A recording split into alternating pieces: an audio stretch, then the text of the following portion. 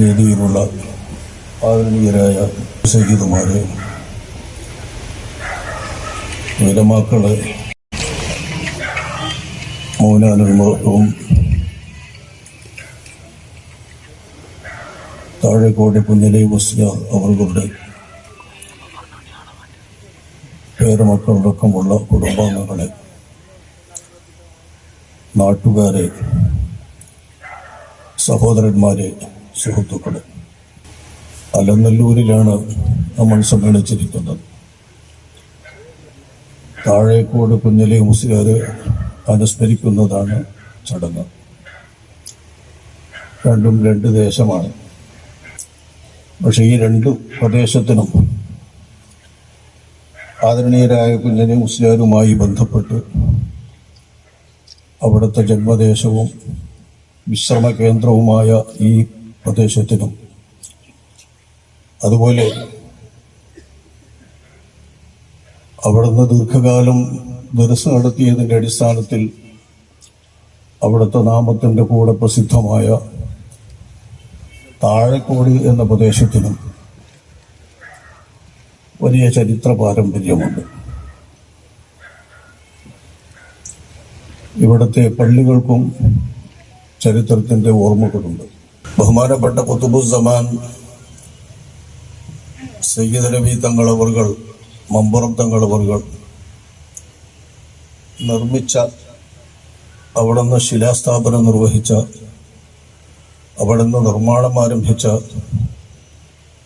പണി പൂർത്തിയാക്കി അവിടുന്ന് തന്നെ ഉദ്ഘാടനം ചെയ്ത മഹത്തായ പള്ളിയാണ് താഴേക്കോട് ജുമാ മസ്ജിദ്. പണ്ടുകാലത്ത് അങ്ങാടിപ്പുറം പുത്തനങ്ങാടി പള്ളിയാണ് ഈ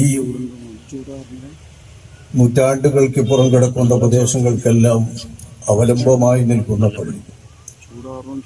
മയ്യത്ത് മറമാടാൻ അവിടെ കൊണ്ടുപോകണം. ജുമാക്ക് കൂടാൻ പറ്റുന്നവർ അതികാലത്തെ പുറപ്പെട്ട് അവിടെ എത്തണം. അതിനുശേഷമുണ്ടായ പള്ളികൾക്കിടയിൽ നാലകത്ത് തറവാട്ടിൽപ്പെട്ട മമ്പുറം തങ്ങളുടെ ഒരു സഹോദരൻ, സുഹൃത്ത്, അവർ സന്ദർശിക്കുന്നതിന് വേണ്ടി മമ്പുറം തങ്ങളവർ അവിടെ വരികയും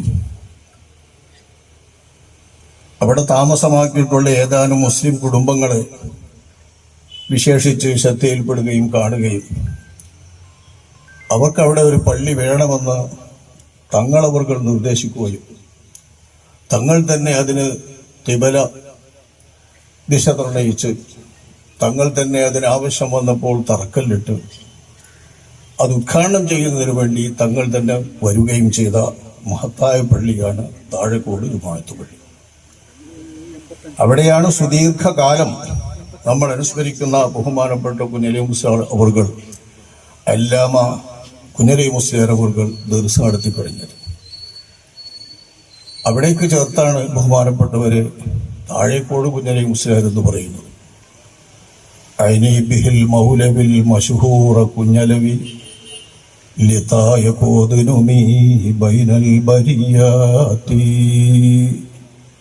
സൃഷ്ടികൾക്കിടയിലൊക്കെ താഴേക്കോട് എന്ന പ്രദേശത്തേക്ക് ചേർത്തുകൊണ്ട് പറയുന്ന മഷഹൂറായ പണ്ഡിതർ കുഞ്ഞലി മുസ്ലിയാർ എന്ന് അവരുടെ മർസിയത്ത്, അവർ വഫാത്തായതിനു ശേഷം അവരുടെ ശിഷ്യൻ അബ്ദുള്ള മൗലവി അവർ ഗ്രഹിച്ച മർസിയത്തിൽ പറഞ്ഞ ആ താഴേക്കോടിലുള്ള ചേർത്ത് ഇങ്ങനെ വരുന്നതാണ്. മാത്രമല്ല, ആ താഴേക്കോട് ജുമാഅത്ത് പള്ളിയിൽ തങ്ങൾ ഉദ്ഘാടനം ചെയ്യാൻ വേണ്ടി വരുമ്പോൾ കാളവണ്ടിയിൽ വരുന്ന തങ്ങളവറുകൾ അവർക്ക് തലചായ്ക്കാനും കുത്താനും വേണ്ടി വെച്ച തലയിടയും അതോടൊപ്പം ഒരു കുന്തവും താഴേക്കോട് പള്ളിയിലേക്ക് ബഹുമാനപ്പെട്ടവർ സമ്മാനിക്കുകയും അതാ നാടിൽ പരമ്പരാഗതമായി സൂക്ഷിച്ചു വരികയും ചെയ്യുന്നു എന്നതാണ് വളരെ സന്തോഷകരമായ, ബറക്കത്തുമായി ബന്ധപ്പെട്ട ആ പ്രദേശത്തിന്റെ ഏറ്റവും പവിത്രമായ നല്ല ഒരു ഓർമ്മ. ഇന്നും ആ കൊടുത്ത തലയിടയുടെ മുകളിലാണ് അവിടുത്തെ വലിയ പരിപാടികൾ വരുമ്പോൾ മൗലിദുകൾ നിർവഹിക്കാൻ സബീന വെക്കുന്നതും മറ്റുമൊക്കെ ആ തലയിലൂടെ മുകളിലാണെന്ന് പറയപ്പെടുന്നു. മാത്രമല്ല തങ്ങളവറുകൾ ഉദ്ഘാടനം ചെയ്തപ്പോൾ ആ നാട്ടുകാർക്ക് ഒരു സയ്യിദ് തന്നെ വേണം ആ പ്രദേശത്തിന് നേതൃത്വം നൽകാൻ, ഒരു തങ്ങൾ തന്നെ വേണം അവിടെ നേതൃത്വം നൽകാൻ എന്ന് പറഞ്ഞപ്പോൾ അവർക്ക് കൊണ്ടോട്ടിയിൽ നിന്നാണ് ആദ്യം ഒരു തങ്ങളെ കിട്ടിയത്.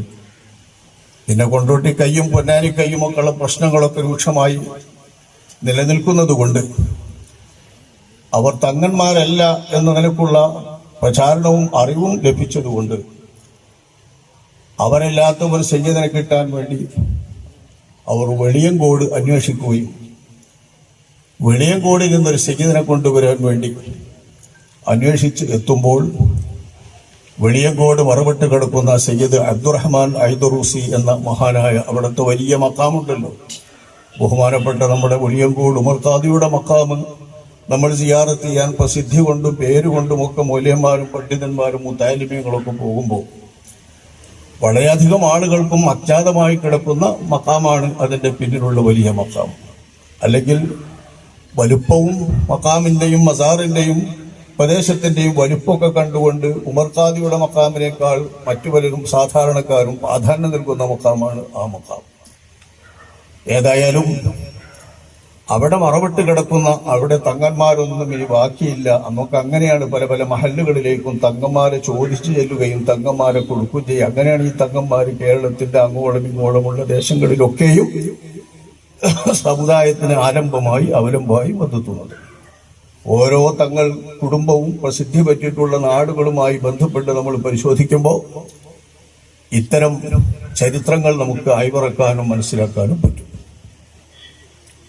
ബഹുമാനപ്പെട്ടവർ അവിടെ ഒന്നും തങ്ങന്മാരില്ല, എൻ്റെ മകനുണ്ട് അങ്ങ് തെക്കുഭാഗത്ത് മറവിട്ട് കിടക്കുന്ന ബഹുമാനപ്പെട്ടവർ ജീവിച്ചിരിക്കുന്ന ബഹുമാനപ്പെട്ട സയ്യിദ് അബ്ദുറഹ്മാൻ തങ്ങളവരുടെ മകൻ സയ്യിദ് അബൂബക്കർ ബമ്പതങ്ങൾ എന്ന പേരിൽ പ്രസിദ്ധരായ സയ്യിദ് അബൂബക്കർ ബമ്പതങ്ങൾ അവരെ സമീപിക്കാൻ നിർദ്ദേശിക്കുകയും അവിടെ സമീപിച്ചു നോക്കുമ്പോൾ അവിടെയും തങ്ങന്മാരൊന്നുമില്ല. എല്ലായിടങ്ങളിലേക്കും പറഞ്ഞയച്ചിട്ടുണ്ട്, ഈ നിങ്ങൾക്ക് തരാൻ ഇവിടെ തങ്ങളൊന്നുമില്ല. നിങ്ങൾക്ക് വേണമെങ്കിൽ എൻ്റെ ഒരു മകനുണ്ട്, ചെറിയ മകൻ സയ്യിദ് അബ്ദുള്ള ഐദറൂസി, അവരെ വേണമെങ്കിൽ നൽകാമെന്ന് പറഞ്ഞപ്പോൾ അവരെ നൽകുകയും അങ്ങനെ നാലകത്ത് തറവാട്ടുകാർ കുടുംബക്കാർ ആ തങ്ങളവറുകളെ പ്രത്യേകം ഇവിടെ കൊണ്ടുവന്ന് താമസിക്കുകയും ആ തങ്ങളുടെ മസാർ ഷരീഫ് ആ പ്രദേശത്ത് നിലകൊള്ളുകയും വലിയ ഉറൂസുകളും മറ്റുമൊക്കെ അവിടെ നടത്തി വരികയും ചെയ്തുകൊണ്ടിരിക്കുന്നുണ്ട്. വലിയ കറാമത്തുള്ള തങ്ങളായിരുന്നു ബമ്പ് തങ്ങളവറുകളും അവരുടെ പുത്രൻ ഈ അബ്ദുള്ള തങ്ങളവറുകളും. ഇളനീരിനകത്ത് പല സാധനങ്ങൾ കൊടുക്കുന്ന കറാമത്തുകളും മറ്റുമൊക്കെ അവരെ സംബന്ധിച്ച് ഉദ്ധരിക്കപ്പെട്ടിട്ടുണ്ട്. ഞാനിത്തരം വേദികളിൽ വെച്ച് പറയുമ്പോൾ ആധികാരികത വേണമല്ലോ എന്ന നിലയ്ക്ക് ഞാൻ ഇതിലേക്കൊന്നും പ്രവേശിക്കുന്നില്ല. ധാരാളം കറാമത്തുകൾ അവരെ സംബന്ധിച്ച് പറയപ്പെടുന്നുണ്ട്. ആ തങ്ങളവരുടെ പൊലിവും പറക്കത്തും ആ പ്രദേശത്തിനുണ്ട്. അവരുടെയൊക്കെ ബഹുമതി കൊണ്ടും ബഹുമാനപ്പെട്ട മമ്പുറം തങ്ങളവുകൾ വന്ന് നിർമ്മിച്ച പള്ളി, കിബല നിർണയിച്ച പള്ളി എന്നൊക്കെയുള്ള ബറക്കത്ത് കൊണ്ടും ആ പള്ളിക്ക് മഹത്തായ സ്ഥാനമുണ്ട്. ആ പള്ളിയിലാണ് ബഹുമാനപ്പെട്ട താഴേക്കോട് കുഞ്ഞലി മുസ്ലിയാർ സുദീർഘമായി ദർശനം നടത്തിയത്. ഇവിടുത്തെ പള്ളി മുണ്ടത്തു പള്ളി, നമ്മളിപ്പോൾ സിയാറത്തിന് പോകുന്ന പള്ളി, കേരള സംസ്ഥാന ജംഇയ്യത്തുൽ ഉലമായുടെ സ്ഥാപക പ്രസിഡന്റ് എന്ന കേളിയും പ്രചാരവും പുതിയ തലമുറയ്ക്ക് ലഭിച്ചു തുടങ്ങിയപ്പോഴാണ് ഇവിടേക്ക് ആളുകൾ പ്രത്യേകം സിയാറത്തിന് വരാനും പണ്ഡിതന്മാർ ശ്രദ്ധിക്കാനും പണ്ഡിതന്മാർ അവിടെ നിന്ന് സിയാറത്ത് വർദ്ധിപ്പിക്കുവാനും ഒക്കെ ഇടയായത്. ഞാൻ ആദ്യം വരുന്ന കാലത്തൊന്നും ഇവിടെ ഒരു അടയാളം പോലും ആ കബറിങ്കൽ ബഹുമാനപ്പെട്ടവരുടെ കബറിങ്കൽ പ്രത്യേകം ഇല്ല. പിന്നീട് വന്നാൽ തിരിയുന്ന അടയാളങ്ങളൊക്കെ വന്നത് ഇങ്ങനെ പണ്ഡിതന്മാരും മുതഅല്ലിമീങ്ങളും കേരള സംസ്ഥാന ജംഇയ്യത്തുൽ ഉലമായുടെ പ്രസിഡന്റ് എന്നതിനുള്ള പദവി പ്രത്യേകം നമ്മളെല്ലാവരുടെയും പ്രസംഗങ്ങളിലും എഴുത്തുകളിലുമൊക്കെ കേട്ടുള്ള പരിചയത്തിന്മേൽ നമ്മുടെ ആളുകളും അല്ലാത്തവരും എല്ലാം ഉലമാക്കളൊക്കെ സിയാറത്ത് ചെയ്യുന്ന പതിവുണ്ടായി. ആ പതിവ് പ്രകാരമാണ് ദർശന കേന്ദ്രം ഹയാത്തായത്. അവരുടെ ശിഷ്യനടക്കമുള്ള പണ്ഡിതന്മാരൊക്കെ അവിടെ ഇപ്പോഴും മറപ്പെട്ട് ഇവിടുത്തെ നാട്ടുകാർ മൂലേരുപ്പാപ്പ എന്ന് പറയുന്നത് ബഹുമാനപ്പെട്ട കുഞ്ഞലി മുസ്ലിയാർ അവരുടെ ശിഷ്യനെയാണ്. അവരെ പോലുള്ളവരൊക്കെ അവിടെ മറുവിട്ട് കിടക്കുന്നുണ്ട്. ബഹുമാനപ്പെട്ടവരെ കൊണ്ട് ഈ പള്ളിയുടെ മഖബറ ഇപ്പോൾ ഹയാത്താവുകയും ചെയ്ത ഈ പള്ളിക്കും വളരെ പ്രത്യേകമായി മമ്പറന്ത കളവുകളുടെ ഒരു ബറക്കത്തും ആശീർവാദവുമുണ്ട്. ബഹുമാനപ്പെട്ടവരുടെ സമീപത്ത് ഈ നാട്ടിൽ വന്യമൃഗങ്ങളുടെ കാട്ടുമൃഗങ്ങളുടെ ശല്യം പള്ളിയുമായി ബന്ധപ്പെട്ട് വർദ്ധിച്ചപ്പോൾ ആ കാട്ടുമൃഗങ്ങളുടെ ശല്യം കൊണ്ട് പൊറുതിമുട്ടിയിട്ടുള്ള നാട്ടുകാർ ഇതിനൊരു പരിഹാരം തേടി ചെന്നത് മമ്പുറത്താണ്. മമ്പറന്തങ്ങൾ അവർകൾ ഈ പള്ളിയിലേക്ക് ഈ നാടിന് അമാനായി നൽകി അയച്ചത് അവിടെ നിന്ന് കുത്തിപ്പിടിച്ചിരുന്ന ഒരു വടിയും ഒരു മരക്കഷ്ണവുമായിരുന്നു. ആ മരക്കഷ്ണവും വടിയും ഇപ്പോഴും ഈ മുണ്ടത്ത് പള്ളിയുടെ ഭാഗത്ത് സൂക്ഷിപ്പുണ്ട് അധികൃതരുടെ അടുക്കൽ എന്നാണ് നമ്മുടെ ധാരണ. ഏതായാലും ഇപ്പോഴുണ്ട്. അൽഹംദുലില്ലാഹ് അത്തരം ആസാറുകൾ, ബഹുമാനപ്പെട്ട മമ്പറന്തങ്ങളുടെ ആസാറുകൾ കൊണ്ട് അനുഗ്രഹീതമായ പള്ളിയാണ് മുണ്ടത്തെ പള്ളി. അതിനെ നോക്കി നടത്തിയിരുന്നതും അതിന് മേൽനോട്ടം വഹിച്ചിരുന്നതും മുതവല്ലിയായ നിലയിൽ വർദ്ധിച്ചിരുന്നതുമെല്ലാം നമ്മൾ അനുസ്മരിക്കുന്ന കുഞ്ഞലി മുസ്ലിയാർ തന്നെയായിരുന്നു അവരുടെ കാലത്ത്. ഏതായാലും ബഹുമാനപ്പെട്ടവരെ സംബന്ധിച്ചിടത്തോളം ചരിത്രപ്രസിദ്ധമായ പുകൾപെറ്റ മമ്പറന്തങ്ങളുടെ ഓർമ്മകളും അവിടുത്തെ ബറക്കത്തും ആധാറുകളും നിലകൊള്ളുന്ന 2 പള്ളികളിലാണ് അവരുടെ വിഹാരകേന്ദ്രം. അവർ ദർസ് നടത്തിയതും അതേപോലെ നാട്ടിൽ വന്നാൽ വിശ്രമിക്കുന്നതും റമദാനിൽ ഉറുദുകൾ പറഞ്ഞുകൊണ്ടിരുന്നതും ഇതെല്ലാം ബഹുമാനപ്പെട്ടവരുടെ ഇപ്പോഴത്തെ അന്ത്യവിശ്രമ കേന്ദ്രമായ മുണ്ടത്ത് പള്ളിയിൽ. ഈ ഒരു ബറക്കത്ത് ഈ പ്രദേശത്തിനുണ്ട് അള്ളാഹുവിന്റെ അനുഗ്രഹം കൊണ്ട്. ആ അനുഗ്രഹവും ബറക്കത്തും ഐക്യവും രമ്യതയുമെല്ലാം അള്ളാഹു സുബ്ഹാനഹു വ തആല ഈ മഹല്ലത്തിൽ നിലനിർത്തുമാറാവട്ടെ. ഈ മഹല്ലിന്റെ ജമാഅത്തുകാരെയും അതുപോലെ തന്നെ അവരുടെ പിൻഗാമികളായി അവരുടെ കുടുംബത്തിലുള്ള ബഹുമാനപ്പെട്ട അവരുടെ പേരമക്കൾ തുടങ്ങിയിട്ടുള്ളവരെല്ലാവരെയും അള്ളാഹു സുബ്ഹാനഹു വ തആല പ്രത്യേകം അനുഗ്രഹിക്കുകയും ഈ നാടിന് മമ്പറന്തങ്ങളുടെയും അവരുടെ മശായിഖുമാരുടെയും ഉപ്പാപ്പന്മാരുടെയും ഒക്കെ ബറക്കത്ത് കൊണ്ട് അള്ളാഹു തആല എല്ലാവിധ ആപത്ത് മുസീബത്തുകളിൽ നിന്നും കാത്തുരക്ഷിക്കുമാറാവട്ടെ. അത്തരം ഒരു നല്ല നാടിലാണ്, കാവലിരിക്കുന്ന നാടിലാണ് നമ്മളുള്ളത്. അഷ്റഫുൽ ഖൽഖ് സ്വല്ലല്ലാഹു അലൈഹി വസല്ലം തങ്ങൾ പറഞ്ഞിട്ടുണ്ട്, എന്റെ സ്വഹാബിമാരാരെങ്കിലും എവിടെയെങ്കിലും ഒരു പ്രദേശത്ത് മറമാടപ്പെട്ടാൽ ആ പ്രദേശക്കാർക്ക് അത് അമാനാണ്. അവരവിടെ ഖബറിൽ കിടക്കുന്നത് ആ പ്രദേശത്തക്കാർക്ക് അമാനാണല്ലോ. സ്വഹാബിമാരൊക്കെ കിട്ടേണ്ടവരെ കിട്ടിയ നാട്ടുകാർക്കും പ്രദേശക്കാർക്കും കിട്ടി എന്നല്ലാതെ ഇനി നമ്മൾ തേടി നടന്നിട്ട് കിട്ടൂലല്ലോ. കേരളത്തിൽ സ്വഹാബിമാരുടെ കാലത്തുള്ളവരും സ്വഹാബിമാരൊക്കെ വന്നിട്ടുണ്ട് എന്ന് പറയപ്പെട്ടാലും നിർണിതമായ രീതിയിൽ ഇന്ന ഒരു സ്വഹാബി എന്ന് പറയുന്ന വിധം നമ്മുടെ പ്രദേശത്ത് ഒരു ഖബറൊന്നും ചൂണ്ടിക്കാണിച്ചു കൊടുക്കാനില്ല. അതേസമയം മുത്തു മുസ്തഫ സ്വല്ലല്ലാഹു അലൈഹി വസല്ലമ തങ്ങളുടെ തിരുമക്കളിൽപ്പെട്ട് നമ്മുടെ കേരളത്തിന്റെയും മലബാറിന്റെയും അനുഗ്രഹമെന്ന നിലക്ക് അള്ളാഹു സുബ്ഹാനഹു വ തആലയാൽ പ്രത്യേകം നിയോഗിതരായി അള്ളാഹു നിയോഗിച്ചയച്ചതുകൊണ്ട് നമ്മുടെ മലബാർ പ്രദേശത്തേക്ക് വന്നെത്തിയ ഖുതുബുസ്സമാൻ എന്ന് അവരെപ്പോലുള്ള ഔലിയാക്കൾ, സമശിഷ്ടരായ സമകാലികരായ മുരീദുമാരും ഔലിയാക്കളും മഹത്തുക്കളും പ്രത്യേകം അവരുടെ അറിവ് പ്രകാരം തന്നെ വിശേഷിപ്പിച്ച ബഹുമാനപ്പെട്ട തങ്ങളവരുടെ അമാനും ഈ നാടിനു വേണ്ടിയുള്ള സുരക്ഷയ്ക്കുള്ള ആധാറുകളും നിലനിൽക്കുന്ന ഒരു പ്രദേശം എന്ന നിലക്ക് ഈ പ്രദേശം നമ്മുടെ മനസ്സിൽ പ്രത്യേകം പതിയേണ്ട ഒരു പ്രദേശമാണ്. ഇവിടെയുള്ള പ്രസിദ്ധമായ മുതുകുറ്റി കുടുംബത്തിലെ പാലോണ വീട്ടിൽ ബീരാൻ സാഹിബിന്റെ പുത്രൻ കുഞ്ഞാലി സാഹിബ് എന്നവരാണ് നമ്മളിപ്പോൾ അനുസ്മരിക്കുന്ന മഹാനായ കുഞ്ഞലി മുസ്ലിയാർ അവരുടെ പിതാവ്. ഇതുകൊണ്ട് തന്നെ മുതുകുറ്റി കുഞ്ഞലി മുസ്ലിയാർ, പാലോണ കുഞ്ഞലി മുസ്ലിയാർ എന്നൊക്കെ പറയുന്നവരാണ് ഈ പ്രദേശത്തിന്റെ ഒക്കെ ചുറ്റുഭാഗത്തൊക്കെ അങ്ങനെയൊക്കെ പറഞ്ഞാൽ എത്തിരി അവരുടെ കുടുംബത്തിലേക്ക് ചേർത്ത്. നമ്മൾ പിന്നെ പുറത്ത് കേൾക്കുന്നവരാണ് ഈ താഴേക്കോട് കുഞ്ഞലി മുസ്ലിയാർ, താഴേക്കോട് കുഞ്ഞലി മുസ്ലിയാർ. ദർസ് നടത്തുന്ന പ്രദേശത്ത് കോട്ടുമല പൂവക്ക മുസ്ലിയാർ നമ്മൾ കേട്ടിട്ടുണ്ടല്ലോ. കോട്ടുമല അവരുടെ ജന്മദേശമോ മറ്റോ ഒന്നുമല്ല, അവർ മലപ്പുറത്തിനടുത്താണ്, കുട്ടലങ്ങാടിക്കടുത്താണ്. പക്ഷെ അവർ കോട്ടുമലയിൽ ദീർഘകാലം ദർസ് നടത്തിയപ്പോൾ കോട്ടുമല പൂവക്ക മുസ്ലിയാർ.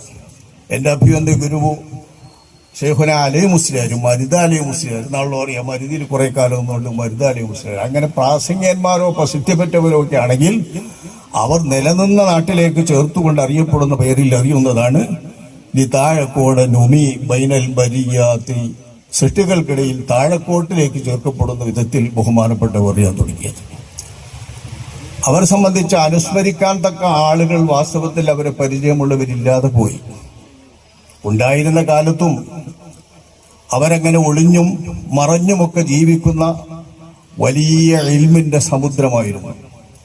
ഉലമാക്കൾക്കാണ് അവരെ അറിയുക, ഉലമാക്കൾക്കാണ് ഇൽമുമായി ബന്ധപ്പെട്ടവർക്കാണ് അറിയുക. മസ്അലയും കെട്ടുപിണഞ്ഞ പ്രശ്നങ്ങളും ഉണ്ടാകുമ്പോൾ കേരളത്തിന്റെ വടക്കും തെക്കുമുള്ള ഭാഗങ്ങളിൽ നിന്നെല്ലാം ബഹുമാനപ്പെട്ടവരെ സമീപിച്ചിരുന്നത് ഉലമാക്കന്മാർ പറഞ്ഞയച്ചിട്ടാണ്. വലിയ വലിയ കേളികെട്ട ഉലമാക്കന്മാർ പറഞ്ഞയച്ചിട്ട്. അങ്ങനെയുള്ള മഹാനവർകൾ അള്ളാഹുവിന്റെ മഹത്തായ അനുഗ്രഹം കൊണ്ട് ഒരു 19 വർഷക്കാലം ഇംഗ്ലീഷ് കണക്കിന് നോക്കിയാൽ ബഹുമാനപ്പെട്ട ശൈഖുന അവറുകളും ബഹുമാനപ്പെട്ട താഴക്കോട് കുഞ്ഞലി മുസ്ലിം അവറുകളും ഒരേ കാലമാണ് ഏതാണ്ട് ജീവിച്ചത്, ഒരേ വയസ്സ്. അറബ് കാലത്ത് 80 വയസ്സാണ് രണ്ടുപേർക്കും. ഇംഗ്ലീഷ് കണക്കിന് 78 വയസ്സാണ് രണ്ടുപേർ. 78 വയസ്സ് 80 വയസ്സായപ്പോൾ അവർ രണ്ടുപേരുടെയും ജീവിതം അവസാനിച്ചിട്ടുണ്ട്. എന്നാൽ ശൈഖുനയേക്കാൾ ഒരു 10-14 വയസ്സ് കൂടും ബഹുമാനപ്പെട്ടവർ. ഒരു 14 വയസ്സ് ശൈഖുനയേക്കാൾ കൂടുതലുണ്ട് ബഹുമാനപ്പെട്ടവരെ സംബന്ധിച്ച്. 1892 തോന്നുന്നു അവരുടെ ജനനം. ശൈഖുന അവറുകൾ 1906 ജനിക്കുന്നത്. അപ്പോൾ 906 ഈ 92 ഇടയിലുള്ള കാലം നോക്കിയാൽ 14 വർഷത്തെ വയസ്സ് കൂടുതലുണ്ട് ബഹുമാനപ്പെട്ടവർ. ദർസും അങ്ങനെ തന്നെ. ശൈഖുന അവറുകൾ ദർസ് തുടങ്ങുന്നതിന് മുൻപേ അവർ ദർസ് തുടങ്ങിയിട്ടുണ്ട്. അന്നേ അറിയപ്പെട്ട ഒരു ആലിമായതുകൊണ്ടും വലിയ മുദരിസായതുകൊണ്ടും പ്രഗത്ഭന്മാരായ അനവധി ശിഷ്യന്മാരുള്ള മഹാനായതുകൊണ്ടും ബഹുമാനപ്പെട്ടവരെ അറിഞ്ഞുകൊണ്ടു തന്നെയാണ് അഭിവന്ദരായ ശൈഖുന അവറുകൾ ആദരിക്കുന്നത്. സംബോധനയിൽ മാത്രമല്ല, സംസാരത്തിൽ മാത്രമല്ല, പെരുമാറ്റത്തിലും എല്ലാ അർത്ഥത്തിലും ബഹുമാനപ്പെട്ട ശൈഖുന താജുൽ ഉലമ, വണ്ടൂരിലെ താജുൽ ഉലമ അവർകൾ ബഹുമാനപ്പെട്ട കുഞ്ഞലി മുസ്ലിയാർ അവർകളെ അങ്ങേയറ്റം ആദരിച്ചിരുന്നത് എന്തുകൊണ്ട്? അത് അറിഞ്ഞുകൊണ്ട് തന്നെയാണ്. അവരുടെ കഴിവും അവരുടെ നിലപാടുമൊക്കെ ശൈഖുന അവർക്ക് അറിയാം. താഴക്കോട് ദർസ് നടത്തുന്ന കാലത്ത് താഴക്കോട് പലതവണ ബഹുമാനപ്പെട്ട ശൈഖുന അവர்கள் ഇങ്ങോട്ട് അവരുടെ ദർസിലേക്ക് വന്ന് ബഹുമാനപ്പെട്ടവരെ കണ്ടിട്ടുണ്ട്. കാണാനും പ്രത്യേകം ബന്ധപ്പെടാനും ഇങ്ങോട്ട് വരികയാണ് ബഹുമാനപ്പെട്ട ശൈഖുന അവர்கள் ചെയ്യുക. വണ്ടൂരിലേക്ക് അവരെ പരീക്ഷയ്ക്കും മറ്റും അങ്ങോട്ട് കൊണ്ടുപോയിട്ടുമുണ്ട്. എന്നാൽ അവരുടെ അവസാന കാലത്ത് ബഹുമാനപ്പെട്ടവർ മസ്അലകളോ പ്രശ്നങ്ങളോ ഒക്കെ വരുമ്പോൾ നിങ്ങൾ വണ്ടൂർ പോയിക്കോളി, ശൈഖുനായുടെ പേര് പറഞ്ഞ് അവിടെ പോയിക്കോളൂ, അവിടെ പോയാൽ നിങ്ങൾക്ക് വേണ്ടത് കിട്ടും എന്ന് പറഞ്ഞയക്കുന്ന ഒരു രീതിയിലായിരുന്നു ബഹുമാനപ്പെട്ട അവസാന കാലത്ത് എത്തുമ്പോൾ. അങ്ങനെ ഉണ്ടാവില്ല, അവസാന കാലത്ത് ക്ഷീണമാകുമ്പോൾ വാർദ്ധക്യമൊന്നുമില്ല, ക്ഷീണമാകുമ്പോൾ. അല്ലാത്ത കാലത്തൊക്കെ വരുന്നവർക്ക് എവിടെയാണ് അവരുള്ളതെങ്കിൽ അവിടെ ഇരുന്നു കൊണ്ട് മസ്അലകൾക്ക് പരിഹാരം നൽകുകയും ഫത്വ നൽകുകയും എഴുതി കുറിക്കേണ്ടത് പോലും അടുത്ത കടത്തിണ്ണയിൽ നിന്ന് കടലാസ വാങ്ങി അവിടെ നിന്ന് എഴുതി കൊടുക്കുന്ന ശൈലിയിൽ അനേകം പ്രശ്നങ്ങൾക്ക് ഫത്വ നൽകുന്ന ഒരു മഹാനായ മുഫ്തിയായിരുന്നു അവർ.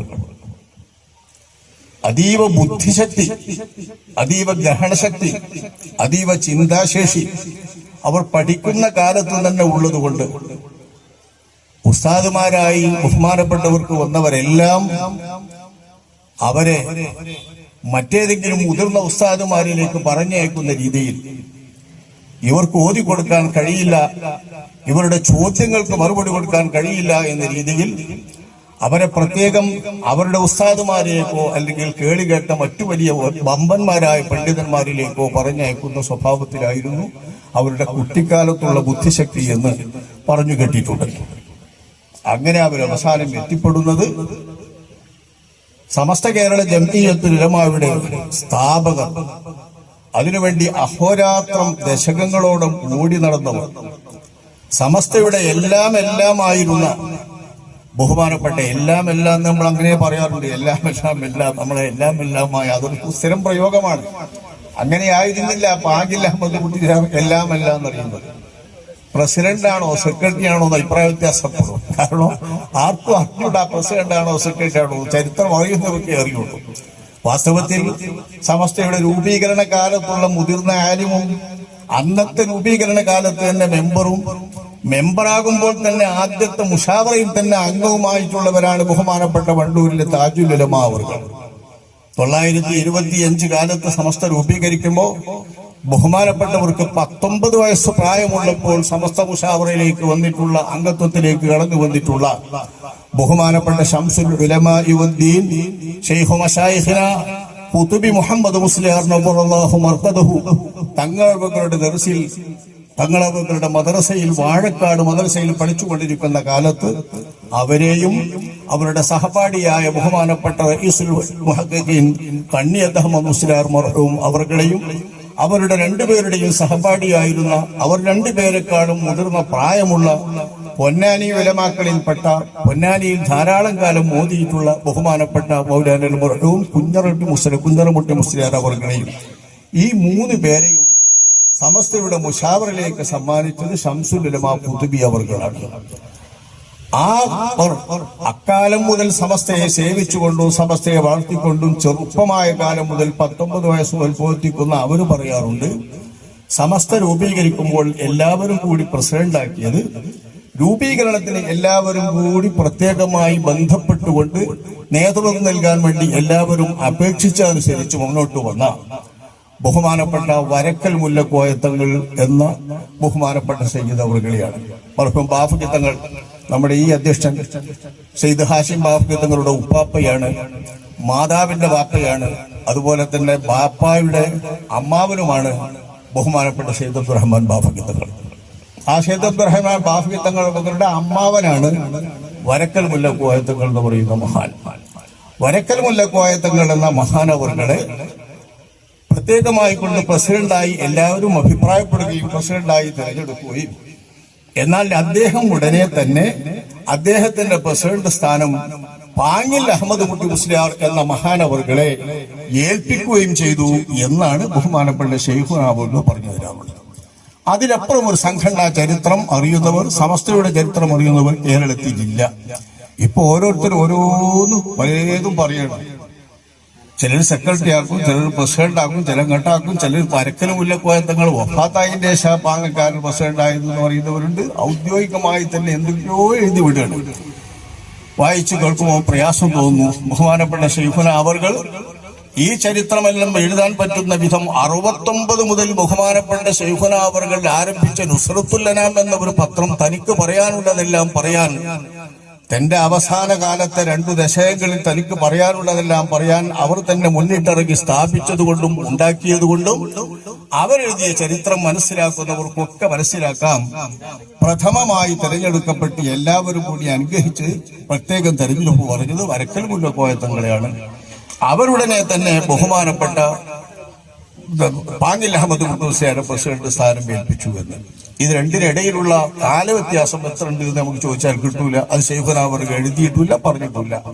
ഉടനെ തന്നെ എന്നൊരു പ്രയോഗമാണ് ബഹുമാനപ്പെട്ടവർ പറയുക. അതായത് ദീർഘകാലം പോയിട്ടില്ല എന്നർത്ഥം. കലിയോഗങ്ങളൊക്കെ വിളിക്കുമ്പോഴേക്കും റിക്കാർഡിക്കലായി പ്രസിഡന്റ് എന്ന് വരുമ്പോഴേക്കും പാങ്ങിൽ അഹമ്മദ് കുട്ടി മുസ്ലിയാർ പ്രസിഡന്റാണ്. ആ പാങ്ങിൽ അഹമ്മദ് കുട്ടി മുസ്ലിയാരുടെ അടുത്ത് ബഹുമാനപ്പെട്ടവർ എത്തിപ്പെട്ട് അവിടെ സുദീർഘമായി ഓതിയപ്പോഴാണ് ബഹുമാനപ്പെട്ടവർക്ക് വലിയ ഒരു പണ്ഡിതനാകാനും കേരളത്തിൽ കേളികേട്ട ആലിമാകാനുമുള്ള മഹാഭാഗ്യം ലഭിച്ചത്. പാങ്ങിൽ അഹമ്മദ് കുട്ടി മുസ്ലിയാർ എല്ലാവിധ ഫന്നുകളിലും നിപുണനായിരുന്നു. വെളിയങ്കോട് തട്ടാങ്കര കുട്ടിയാമ മുസ്ലിയാർ അവരുടെ നേരിട്ടുള്ള ശിഷ്യന്മാരിലും അവരുടെ തന്നെ ചില ഉസ്താദുമാരുടെ ശിഷ്യന്മാരിലും പെട്ടവരാണ് വണ്ടൂരിൽ കുറെ കാലം ദർസ് നടത്തി വരുന്ന വണ്ടൂരെ പള്ളിയുടെ ദർസിന്റെ അടിത്തറയിൽ പറയപ്പെട്ടിരുന്ന കരിമ്പന അഹമ്മദ് മുസ്ലിയാർ അവർകൾ. ആ കരിമ്പന അഹമ്മദ് മുസ്ലിയാർ അവർകൾ മണ്ണാർക്കാട് ദർസ് നടത്തുന്ന കാലത്ത് മണ്ണാർക്കാട് വെച്ച് കരിമ്പന അഹമ്മദ് മുസ്ലിയാരിൽ നിന്ന് ഓതാൻ കഴിഞ്ഞു വന്നതാണ് ബഹുമാനപ്പെട്ട പാങ്ങിൽ അഹമ്മദ് മുസ്ലിയാരുടെ ഏറ്റവും വലിയ ഒരു പ്രത്യേകമായ അള്ളാഹു തആല കരുണയേകിയ അനുഗ്രഹം. ആ അനുഗ്രഹത്തിന്റെ അടിസ്ഥാനത്തിൽ ഭീഷണനായ പ്രഗത്ഭനായ ഒരു സംഘാടകനായ പ്രാസംഗികനായ എഴുത്തുകാരനായ ഗ്രന്ഥകാരനായ സാഹിത്യകാരനായ എല്ലാമെല്ലാമായ ഒരു മഹാപ്രതിഭയായിരുന്നു ബഹുമാനപ്പെട്ട പാങ്ങിൽ അഹമ്മദ് കുട്ടി മുസ്ലിയാർ അവர்கள் എന്തു ഭാഷയിൽ വേണമെങ്കിലും ഇംഗ്ലീഷിൽ വേണമെങ്കിലും സംസാരിക്കാനും പ്രസംഗിക്കാനും കഴിയും. അന്നത്തെ പണ്ഡിതന്മാർക്കിടയിൽ ഇതിനൊക്കെ കഴിയുന്നവർ എന്ന് പറഞ്ഞാൽ തന്നെ അത്യാവശ്യം അദ്ദേഹത്തിന്റെ പരിശ്രമവും അന്നത്തെ കാലത്തെ അധ്വാനവും അങ്ങേയറ്റുണ്ടാവുള്ളൂ. അങ്ങനെ അധ്വാനിച്ച് ദീർഘകാലം ജീവിക്കാൻ പറ്റാതെ കാര്യവട്ടം സമ്മേളനത്തിന് വേണ്ടിയുള്ള ഒരുക്കങ്ങൾക്കിടയിൽ അതിനുവേണ്ടി അധ്യക്ഷനെ തെരഞ്ഞുപോയതിനിടയിൽ അദ്ദേഹം രോഗബാധിതനാവുകയും പെട്ടെന്ന് തന്നെ വഫാത്താവുകയുമാണ് ഉണ്ടായത്. വഫാത്താകാൻ ഇടയാകുന്ന കാരണം അദ്ദേഹത്തെ യഥാർത്ഥത്തിൽ വഞ്ചകന്മാരായ ആദർശ ശത്രുക്കൾ വധിച്ചതാണ് എന്ന അർത്ഥത്തിലാണ് ബഹുമാനപ്പെട്ട ശൈഖുനാ അവറുകൾ പറയാറുള്ളത്. ബഹുമാനപ്പെട്ടവർക്ക് ഇഞ്ചക്ഷൻ ചെയ്യുമ്പോൾ തന്നെ പ്രത്യേകം ഒരു ഇഞ്ചക്ഷൻ ചെയ്തപ്പോൾ നാവ് കുഴഞ്ഞു പോവുകയും തരിച്ചു പോവുകയും ചെയ്തപ്പോൾ ആ ഹംക്ക് എന്നെ കൊന്നു എന്ന് ബഹുമാനപ്പെട്ടവർ പറഞ്ഞിട്ടുണ്ട് എന്ന് ബഹുമാനപ്പെട്ട ശൈഖുനാ അവറുകൾ പറയാറുണ്ട്. ആ വിധത്തിലാണ് ബഹുമാനപ്പെട്ടവർ സമസ്തക്ക് വേണ്ടി ഓടി നടക്കുന്നതിനിടയിൽ നമ്മുടെ അർത്ഥത്തിൽ രക്തസാക്ഷിയായത്. ആ രക്തസാക്ഷിയാവുന്ന മഹാഭാഗ്യം കിട്ടിയവരാണ് ബഹുമാനപ്പെട്ട പാങ്ങിൽ അഹമ്മദ് കുട്ടി മുസ്ലിയാർ അവർ സമസ്ത കേരള ജംഇയ്യത്തുൽ ഉലമായെ താലോലിച്ചുകൊണ്ട് ഓടി നടന്നിരുന്ന കാലത്ത് അവരെപ്പോലെ സംശീർഷരായി പണ്ഡിതന്മാർക്ക് മറ്റൊരാലംബവും അവലംബവുമായി നിലകൊള്ളുന്ന മഹാനാണ് ശംസുൽ ഉലമാ ശംസു ശൈഖു മശായിഖിന ബഹുമാനപ്പെട്ട ഖുത്ബി മുഹമ്മദ് മുസ്ലിയാർ അവറുകൾ. ഖുത്ബി മുഹമ്മദ് മുസ്ലിയാർ അവറുകളുടെ ശിഷ്യന്മാരും അവരുടെ ശിഷ്യന്മാരും അവരുമായി ബന്ധപ്പെട്ട ആലംബങ്ങളായി അവലംബമായി അവരെ കാണുന്ന ഒരു മഹാകൂട്ടം ജനതയാണ് കേരളത്തിലെ മലബാറിലുള്ള നല്ല ഒരു ശതമാനം ആളുകൾ. ബഹുജനങ്ങൾക്കിടയിലും സാധാരണക്കാർക്കിടയിലും ഏറ്റവും അധികം മഹാബത്തും ആദരവുമുള്ളവർ ബഹുമാനപ്പെട്ടവരാണ്. ആ നിലക്ക് തന്നെ ആ ഹൈബത്തിന്റെ അടിസ്ഥാനത്തിലുള്ള ഒരാദരവും സ്വീകാര്യതയും അല്ലാഹു സുബ്ഹാനഹു വ തആല മഹാനർക്ക് നൽകിയിരുന്നു. ആകാശത്തുള്ള മലക്കുകൾ ബഹുമാനപ്പെട്ടവരെ ആദരിക്കുകയും അള്ളാഹുവിന്റെ ഇഷ്ടക്കാരൻ എന്ന നിലക്ക് പ്രത്യേകം ആദരിക്കുകയും ചെയ്തുകൊണ്ട് അവരുടെ ആഹ്വാനപ്രകാരം ഭൂമിയിലുള്ളവർ ബഹുമാനപ്പെട്ടവരെ ആദരിച്ചിരുന്നു. എതിരഭിപ്രായമുള്ളവരും ഒന്നും പറയാൻ ധൈര്യപ്പെടാത്ത വിധമായിരുന്നു ബഹുമാനപ്പെട്ട ശംസുൽ ഉലമാ ഖുത്ബി അവറുകളുടെ നിലപാട്.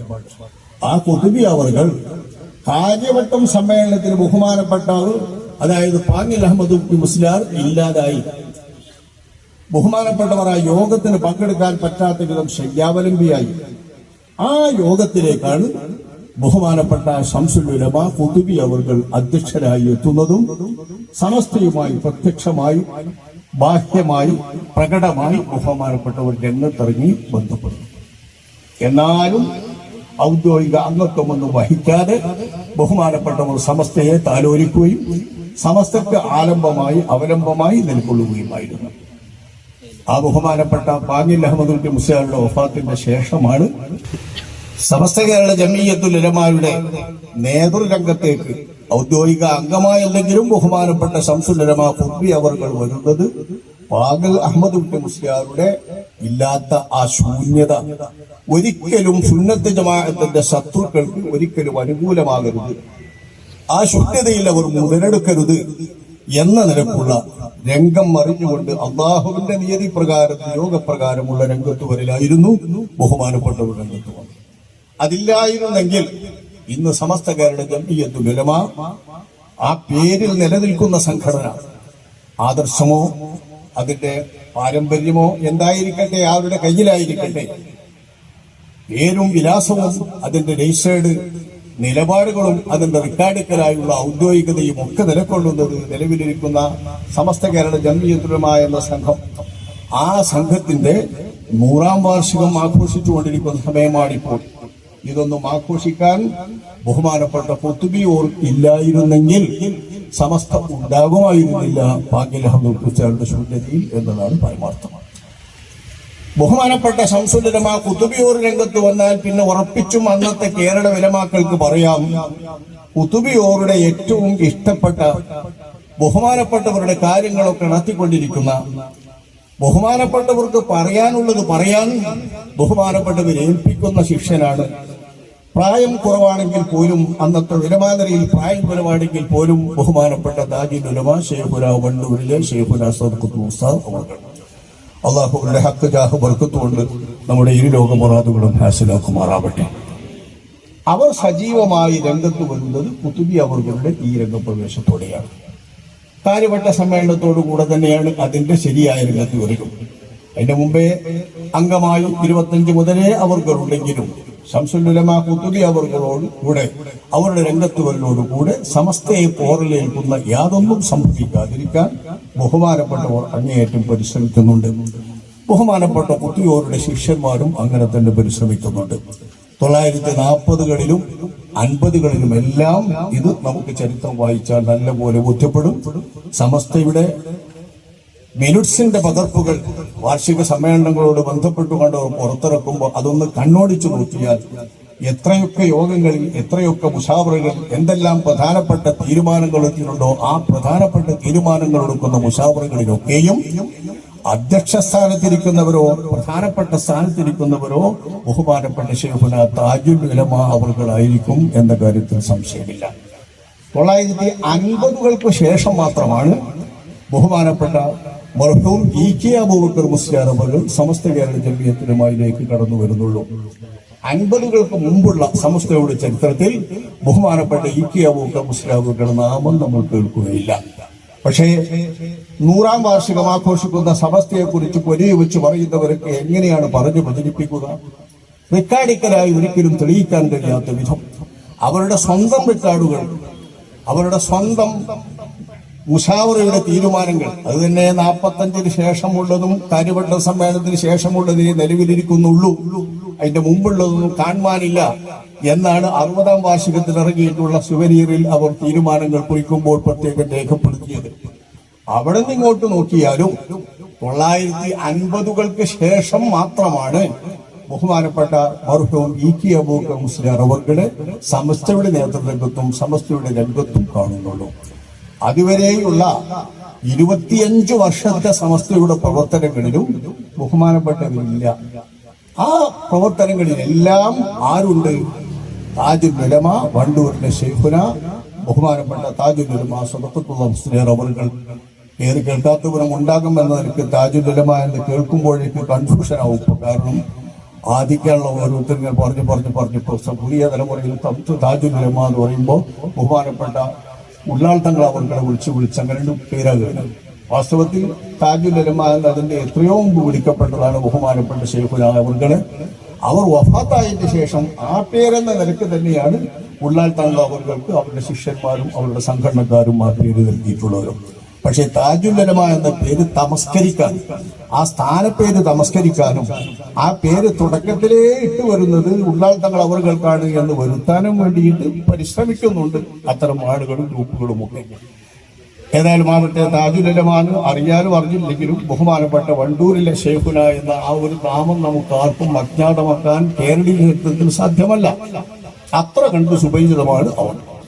കേരളീയ സുന്നി ചരിത്രവും മുസ്ലിം ചരിത്രവും പരിശോധിക്കുന്ന ആർക്കും ഇതറിയാം.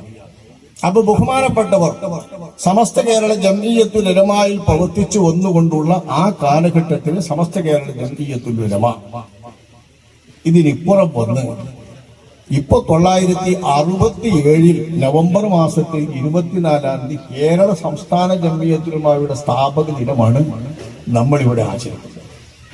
അതിന്റെ ഭാഗമായാണ് അന്നത്തെ യോഗത്തിൽ വെച്ച് തെരഞ്ഞെടുക്കപ്പെട്ട ഈ ജംഇയ്യത്തുൽ ഉലമയുടെ ആദ്യത്തെ പ്രസിഡന്റ് ബഹുമാനപ്പെട്ട മൗലാന അല്ലാമ കുഞ്ഞലൈ മുസ്ലിയാർ അവരുടെ അനുസ്മരണമായി നമ്മളിവിടെ ഈ ഒരു പൊതുയോഗം പ്രത്യേകം ഈ സ്ഥാപക ദിനത്തോട് ആചരണത്തോട് ബന്ധപ്പെട്ട് വെച്ചത്. ബഹുമാനപ്പെട്ടവരെ ഈ നാട്ടിൽ മുമ്പ് അനുസ്മരിക്കപ്പെട്ടിട്ടുണ്ടോ എന്നറിയില്ല. അനുസ്മരിക്കാൻ പറ്റുന്ന വിധത്തിലുള്ള ആളുകളൊന്നും വാസ്തവത്തിൽ അനുസ്മരണ യോഗങ്ങളൊന്നും അവരൊന്നും കാലത്ത് അങ്ങനെ ഇല്ല. അങ്ങനെ വഫാത്തായിട്ടുള്ള ആളുകളുടെ അനുസ്മരണ യോഗങ്ങളോ മറ്റൊന്നും അന്നത്തെ കാലത്തൊന്നും ഇല്ല. പിന്നെ കാലത്തിന്റെ പരിഷ്കാരത്തിൽ വന്ന മാറ്റങ്ങളിൽപ്പെട്ടതാണ് ഇതൊക്കെ. കാലത്തിനനുസരിച്ച് ഇപ്പൊ ഇതൊക്കെ ഒരു ഗുണമാണ്. കാരണം വഫാത്തായി പോയിട്ടുള്ള മഹാന്മാരൊക്കെ ഇത്തരം അനുസ്മരണ യോഗങ്ങളിലൂടെയും അനുസ്മരണ ഗ്രന്ഥങ്ങളിലൂടെയും ഓർമ്മപ്പതിപ്പുകളിലൂടെയുമാണ് പുതിയ തലമുറയിൽ ജീവിച്ചുകൊണ്ടിരിക്കുന്നത്. അങ്ങനെയൊക്കെ ആവശ്യമായി വന്നു. അന്നത്തെ കാലത്ത് ഇല്ലാത്തതുകൊണ്ടാണ് അതൊക്കെ നടക്കാതെ പോയത്.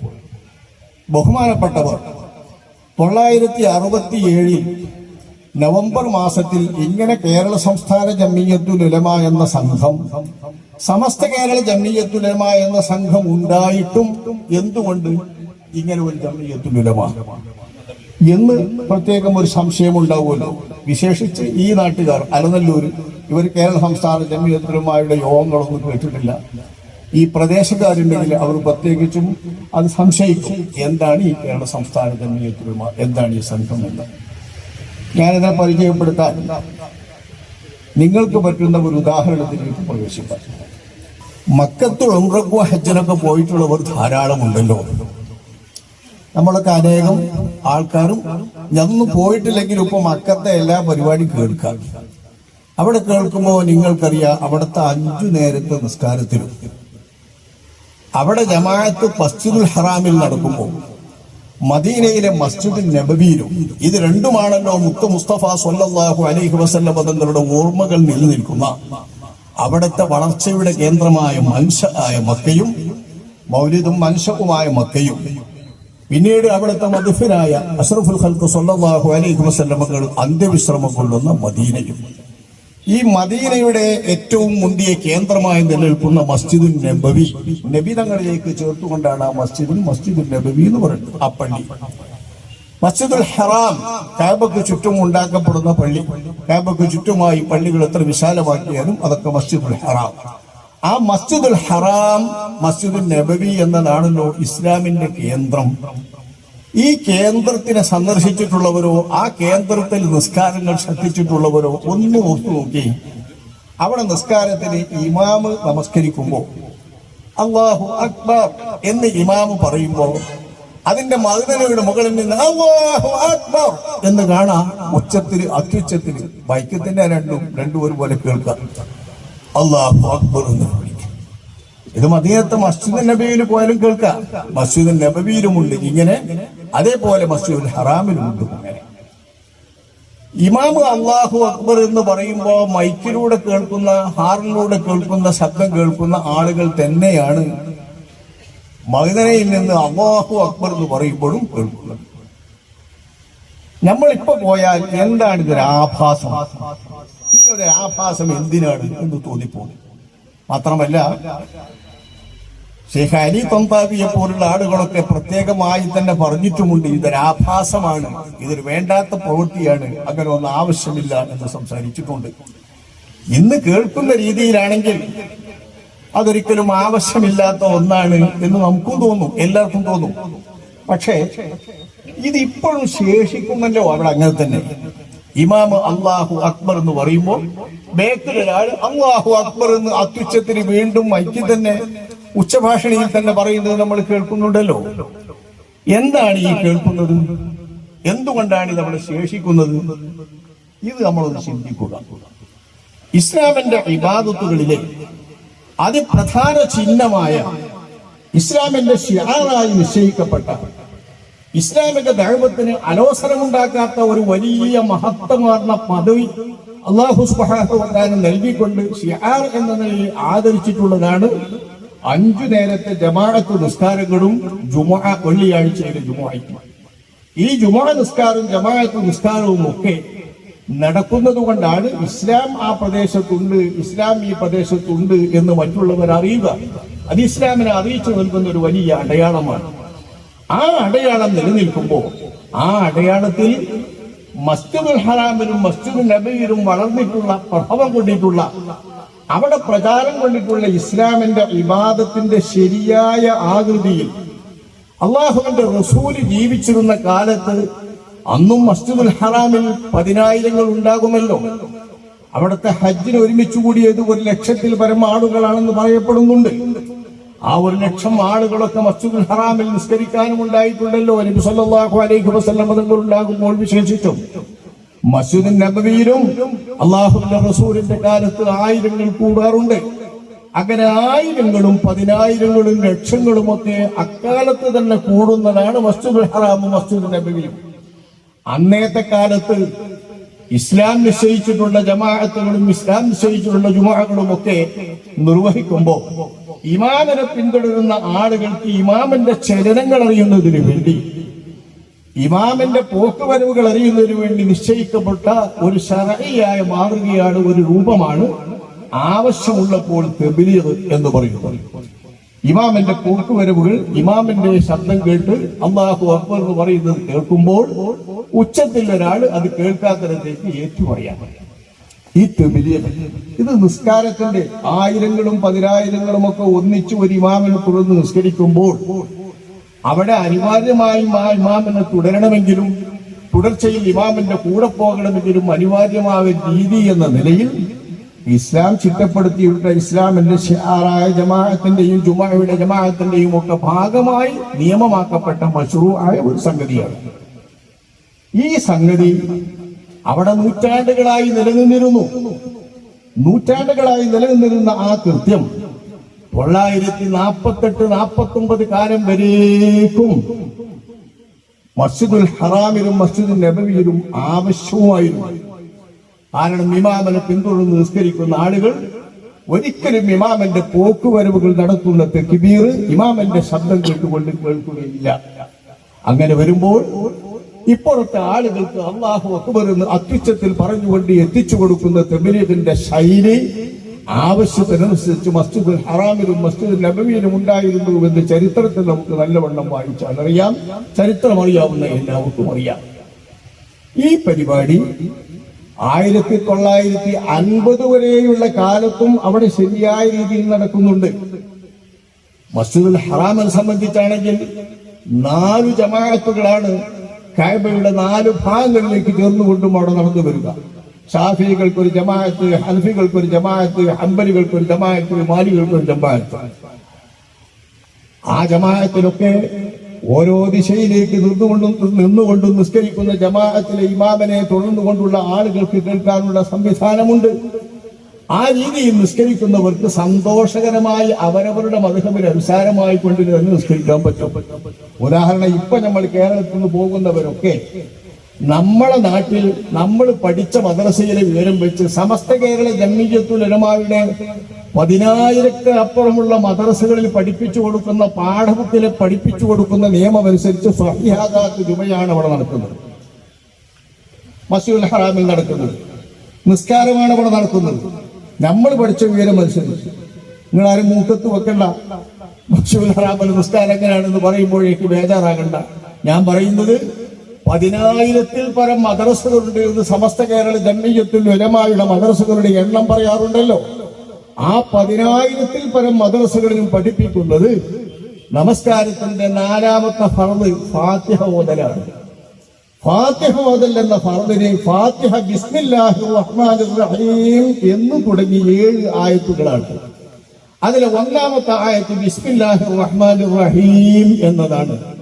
ബിസ്മില്ലാഹിർ റഹ്മാനിർ റഹീം എന്നത് ഒരായത്തായി നിർവഹിച്ചുകൊണ്ട് വലദ്ദാലീൻ വരെ ഓതിയിട്ട് ആമീൻ എന്ന് പറയുന്നതാണ് നമ്മൾ പഠിച്ചിട്ടുള്ള ഫാത്തിഹ.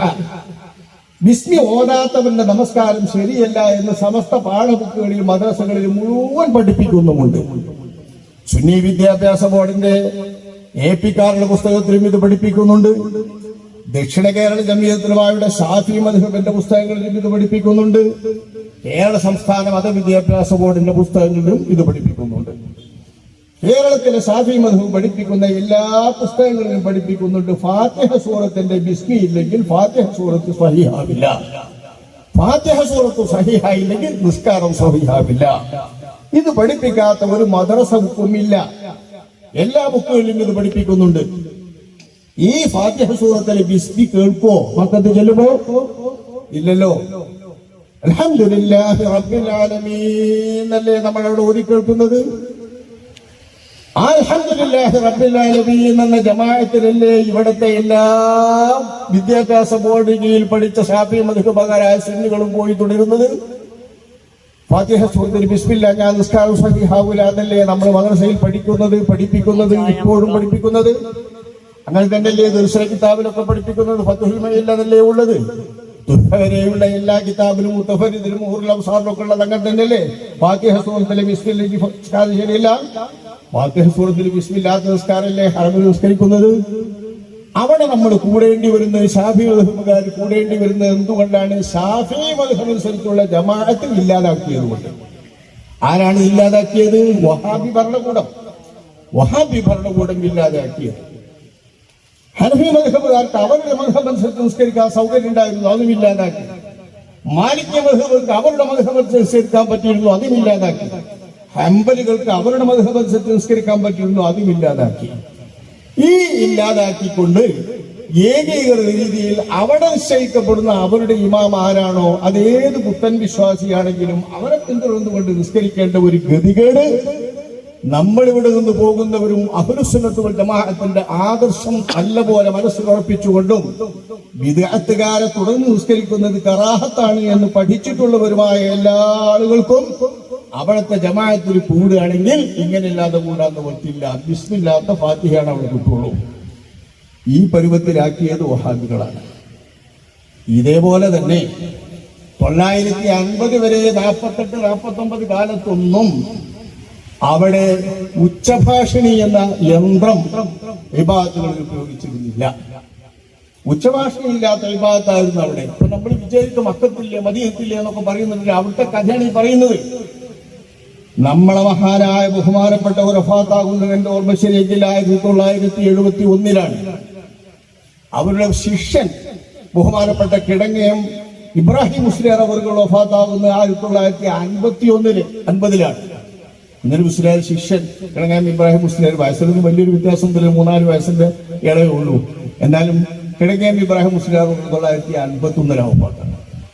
അവർ വഫാത്താകുന്ന ആ കാലത്തിന്റെ ഉടനെയാണ് വാസ്തവത്തിൽ മക്കയിലെ മസ്ജിദുൽ ഹറാമിലും മസ്ജിദുൽ നബവിയിലും മദീനത്തും ഉച്ചഭാഷണം ഉപയോഗിച്ചുള്ള നിസ്കാരവും ഇബാദത്തുകളും ആരംഭിക്കുന്നുള്ളൂ.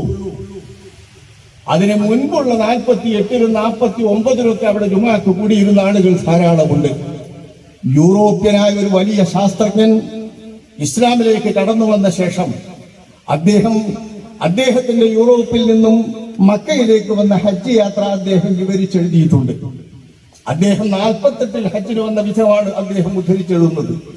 അദ്ദേഹം എഴുതിയിട്ടുള്ള എഴുത്തിൽ 48-ൽ വരുമ്പോഴുള്ള ഇബാദത്തുകളുടെ ആ അന്നത്തെ ഒരു അന്തരീക്ഷവും അന്നത്തെ ഇബാദത്തിന്റെ ഭക്തിയും അന്നത്തെ ഇബാദത്തിന്റെ ഗരിമയും അന്നത്തെ ഇബാദത്തിന്റെ തനത് സ്വഭാവവും വിവരിക്കുന്നതോടൊപ്പം രണ്ടാമത് പ്രാവശ്യം ഞാൻ വരുമ്പോഴേക്ക് അവിടെ ജമാഅത്തുകളെല്ലാം 4 ജമാഅത്തുകളായി മാറി 4ഉം ഒന്നാക്കി മാറ്റുകയും അതോടൊപ്പം ആ 4 ജമാഅത്തുകളെയും ഏകീകരിച്ചതിൽ ഉച്ചഭാഷണം ഉപയോഗിച്ചുകൊണ്ട് കോലാഹലം ഉണ്ടാക്കുന്ന ഒരു നിലയിലേക്കും ഞാൻ ഇന്നലെ സൂചിപ്പിച്ച ശ്രദ്ധ കൊണ്ടുപോയ ഇമാം അല്ലാഹു അക്ബർ എന്ന് ചൊല്ലുന്നതിന് ഉച്ചഭാഷണിയിൽ ചൊല്ലുമ്പോൾ എല്ലാവരും കേൾക്കെ തന്നെ വീണ്ടും ഉച്ചഭാഷണിയിൽ അല്ലാഹു അക്ബർ എന്ന് ആഭാസകരമായ രീതിയിൽ ഏറ്റു പറയുന്നതിനെയും പ്രത്യേകം ഹാസരൂപത്തിൽ അദ്ദേഹം അനുസ്മരിച്ചെഴുതിയിട്ടുണ്ട്. 48-ലെയും ശേഷം 50-കൾക്ക് ശേഷം അദ്ദേഹം വന്ന ഹജ്ജിന്റെയും 2 രംഗങ്ങൾ അദ്ദേഹം വിവരിക്കുന്നുണ്ട്. ഞാൻ സൂചിപ്പിക്കുന്നത് എന്തിനാന്ന് വെച്ചാല് അക്കാലത്തില്ലാത്തത് അവിടെ വന്നു. അവിടെ വന്നെങ്കിൽ പോലും 20 റക്അത്ത് തറാവീഹ് കൊറോണ കാലം വരെ 2 മസ്ജിദുകളിൽ നടന്നിരുന്നു. കൊറോണ കാലം വന്നപ്പോ മാറിയത്. കൊറോണ കാലം വന്നപ്പോ വേറെ ഒന്ന് മാറി. മഖാം ഇബ്രാഹിമിന്റെ പിന്നിലായിരുന്നു ഇമാം നിസ്കരിച്ചിരുന്നത്. അതിന്റെ ബാക്കിലാണ് പിന്നെ കുറെ ആളില്ല. ഏശൊക്കെ ആൾക്കാർ മുന്നിൽ വരുമെങ്കിലും അതേ ഭാഗത്തിലൂടെ തന്നെ മുന്നിൽ ഇമാമിന്റെ മുന്നിൽ വരുന്നത് ഷാഫി മദ്ഹബ് അനുസരിച്ച് നടക്കൂല, ജമാഅത്ത് നടക്കൂല. എങ്കിൽ പോലും കുറച്ചാളുകളൊക്കെ ഉണ്ടാവുള്ളൂ ആ ഭാഗത്തുകൂടെ. മറ്റേ ഭാഗത്തുകൂടെ കിടക്കാം. അത് ഷാഫി മദ്ഹബ് അനുസരിച്ചും പറ്റും. അതേ സമയത്ത് നമ്മുടെ ഇമാമ് നിൽക്കുന്ന ഭാഗത്തിലൂടെ തന്നെ ഒന്നായിട്ട് നിരന്നുകൊണ്ട് മാമൂമികൾ മുന്നിൽ നിൽക്കുകയും ഇപ്പോൾ നിൽക്കുന്ന തുട്ടിപ്പള്ളി പഴയ തുട്ടിപ്പള്ളിയുടെ ആ ഭാഗത്ത് ബഹുദരയുടെ അടുത്തായിട്ട് ഇമാമ് നിസ്കരിക്കുകയും ഇമാമിന്റെ മുന്നിൽ മാമൂമികൾ ഒന്നായിട്ട് മത്താഫിൽ ഒന്നായിട്ട് നിറഞ്ഞു നിൽക്കുകയും ചെയ്യുന്ന ജമാഅത്താണ് അവിടെ പുലർത്തിയത്. അത് കൊറോണന്റെ ശേഷം. അതേപോലെ 20 റക്അത്തുള്ള തറാവീഹ് 10 റക്അത്തായിട്ട് ചുരുക്കിയിട്ടുണ്ട്. 2 ഇമാമേനും 10 റക്അത്തിന് ഇമാമും 10 റക്അത്തിന് വേറെ ഇമാമേനും ഇപ്പൊ ഒറ്റ ഇമാമിന്റെ നിസ്കാരത്തോട് അവസാനിക്കുന്നത് കേട്ടു കൊറോണയ്ക്ക് ശേഷം. ഞാൻ സൂചിപ്പിക്കുന്നത് ഇതിന്റെ ഒക്കെ മുൻപ് ഹജ്ജിന് പോയിട്ടുള്ള ആളുകൾക്ക് 20 റക്അത്ത് കേൾക്കാം. വഹാബിസത്തിന്റെ കുഞ്ഞാടുകൾ എല്ലാ ഇടങ്ങളിലും 8 റക്അത്ത് തറാവീഹിൽ പരിമിതപ്പെടുത്തിക്കൊണ്ട് അതിനുവേണ്ടി ശ്രദ്ധിക്കുകയും വാദിക്കുകയും ചെയ്തുകൊണ്ടിരിക്കുമ്പോഴും 20 റക്അത്ത് മസ്ജിദുൽ ഹറാമിലും മസ്ജിദുൽ നബവിയിലും നിലനിർത്തിയിരുന്നു. എന്തുകൊണ്ട്? ഖലീഫമാരുടെ കാലത്ത് റസൂലുള്ളാഹിന്റെ സുന്നത്ത് പുനഃസ്ഥാപിച്ചുകൊണ്ട് അള്ളാഹുവിന്റെ റസൂലിന്റെ ഖലീഫമാർ ഉമർ ബിൻ ഖത്താബിന്റെ കാലത്ത് തന്നെ 20 റക്അത്ത് നടപ്പാക്കി വരുന്ന പള്ളികളാണ് മസ്ജിദുൽ ഹറാമും മസ്ജിദുൽ നബവിയും.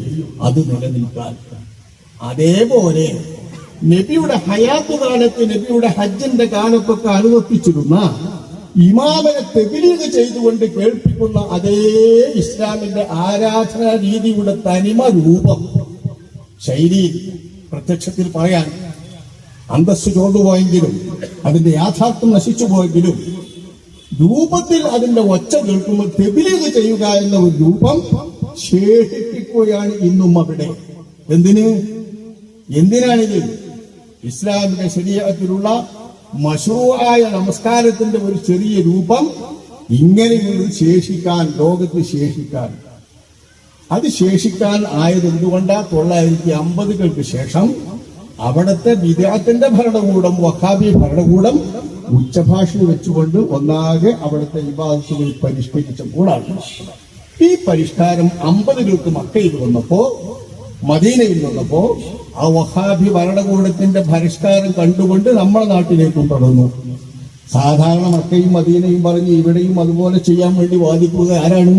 നമ്മുടെ നാട്ടില് വഹാബികൾ. ആ വഹാബികൾ തന്നെ നമ്മുടെ നാട്ടിൽ കൂടിയും പള്ളിയിലെ ജമാഅത്തുകളിലൊക്കെ ഉച്ചഭാഷയെ ഉപയോഗിക്കാൻ വേണ്ടിയിട്ടുള്ള തിടുക്കവും വാദവും നടത്തിക്കൊണ്ടിരുന്നു.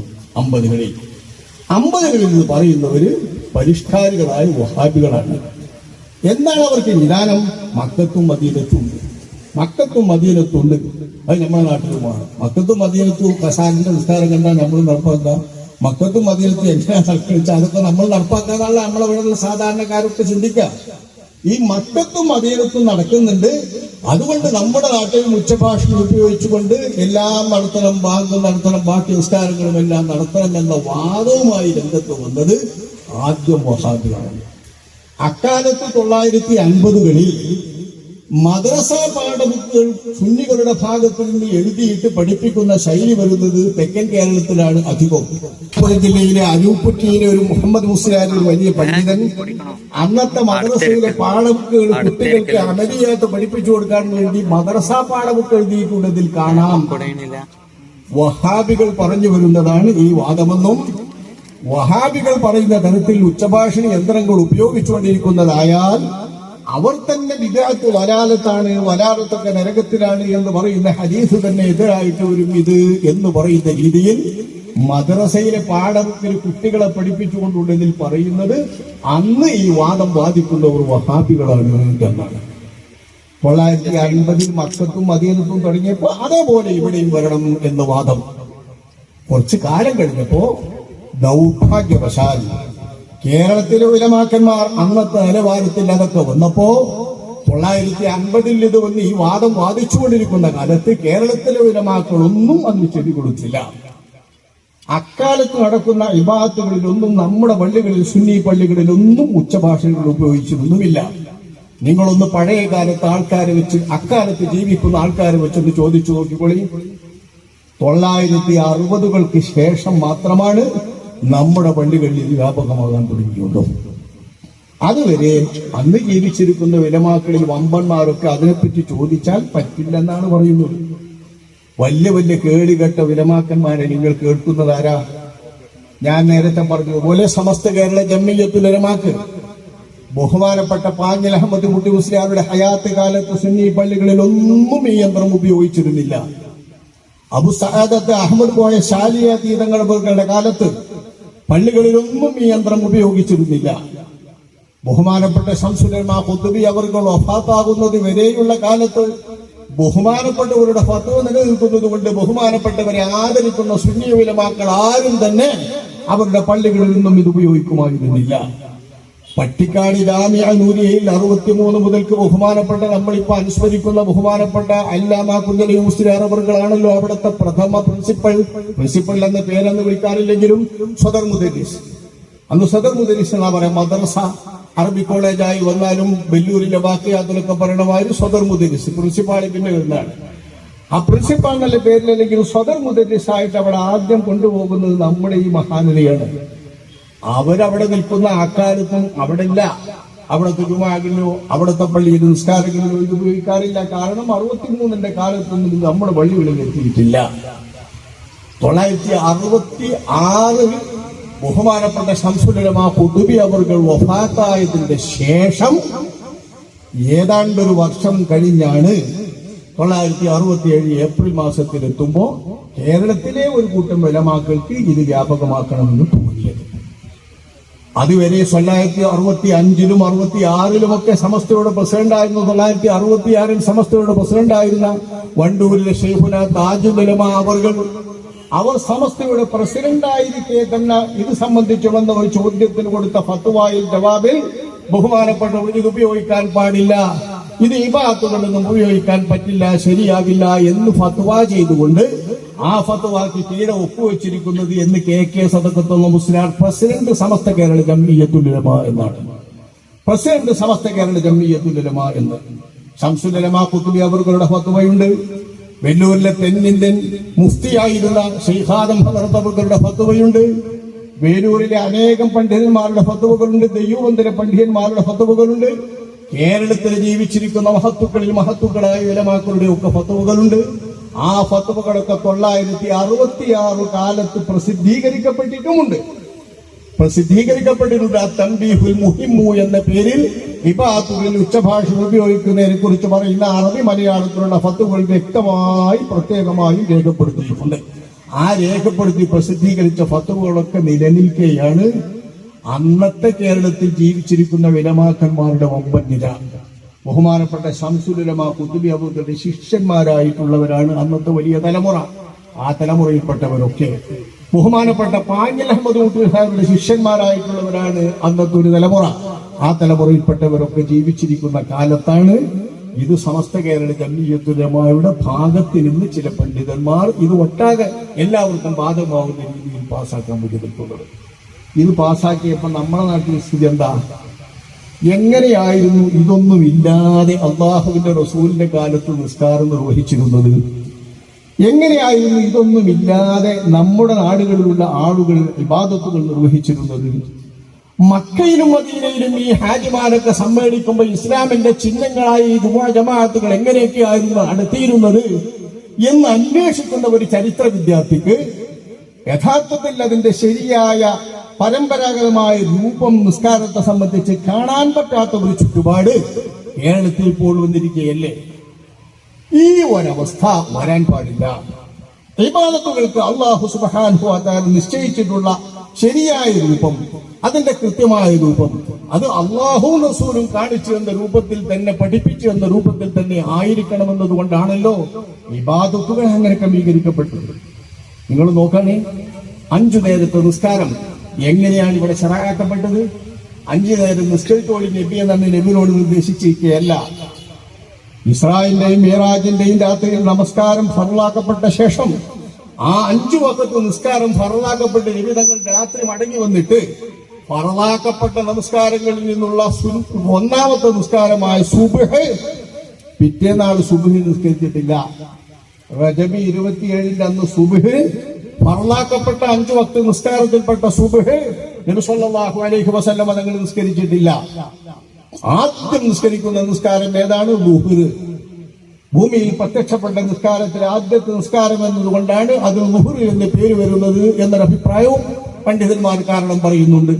1ാമത്തെ നിസ്കാരം ളുഹ്റ. എന്തേ സുബ്ഹ് നിസ്കരിക്കാതിരുന്നത്? ഫർളാണല്ലോ. ഫർളാക്കപ്പെട്ട നിസ്കാരമാണെങ്കിലും ആ ഫർളാക്കപ്പെട്ട നിസ്കാരത്തിന്റെ രൂപം എങ്ങനെയാണ്, കൃത്യസമയം എങ്ങനെയാണ്, ഏത് രൂപത്തിൽ നിസ്കരിക്കണം എന്ന് നബി സല്ലല്ലാഹു അലൈഹി വസല്ലം തങ്ങൾക്ക് വഹി ഇറങ്ങിയിട്ടില്ല. പിന്നെ ളുഹ്ർ വരുമ്പോൾ നിസ്കരിക്കണം എങ്ങനെയാ? ജിബ്രീൽ അലൈഹിസ്സലാം വരുന്നു. അമ്മനീ ജിബ്രീലു, ജിബ്രീൽ അലൈഹിസ്സലാം എനിക്ക് ഇമാമ നിന്നു. അങ്ങനെ ജിബ്രീൽ അലൈഹിസ്സലാം ഇമാമ നിന്നിട്ട് നബി നിസ്കരിക്കുന്നു. ഒരു ദിവസം ളുഹ്ർ നിസ്കരിച്ചു, അസർ നിസ്കരിച്ചു, മഗ്രിബ് നിസ്കരിച്ചു, ഇശാഇ നിസ്കരിച്ചു, പിറ്റേ പുലരിയിലെ സുബ്ഹ് നിസ്കരിച്ചു.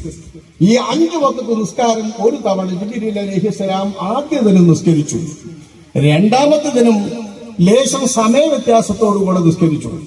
മഗ്രിബ് ഒരേ സമയത്ത് തന്നെ, സുബഹിനും ലേശം ഒരേ സമയത്ത് തന്നെ ഒരു ലേശം വ്യത്യാസം, അസുറിന് ഒരു ലേശം വ്യത്യാസം, മുഹറിന് കുറച്ച് നല്ല വ്യത്യാസം.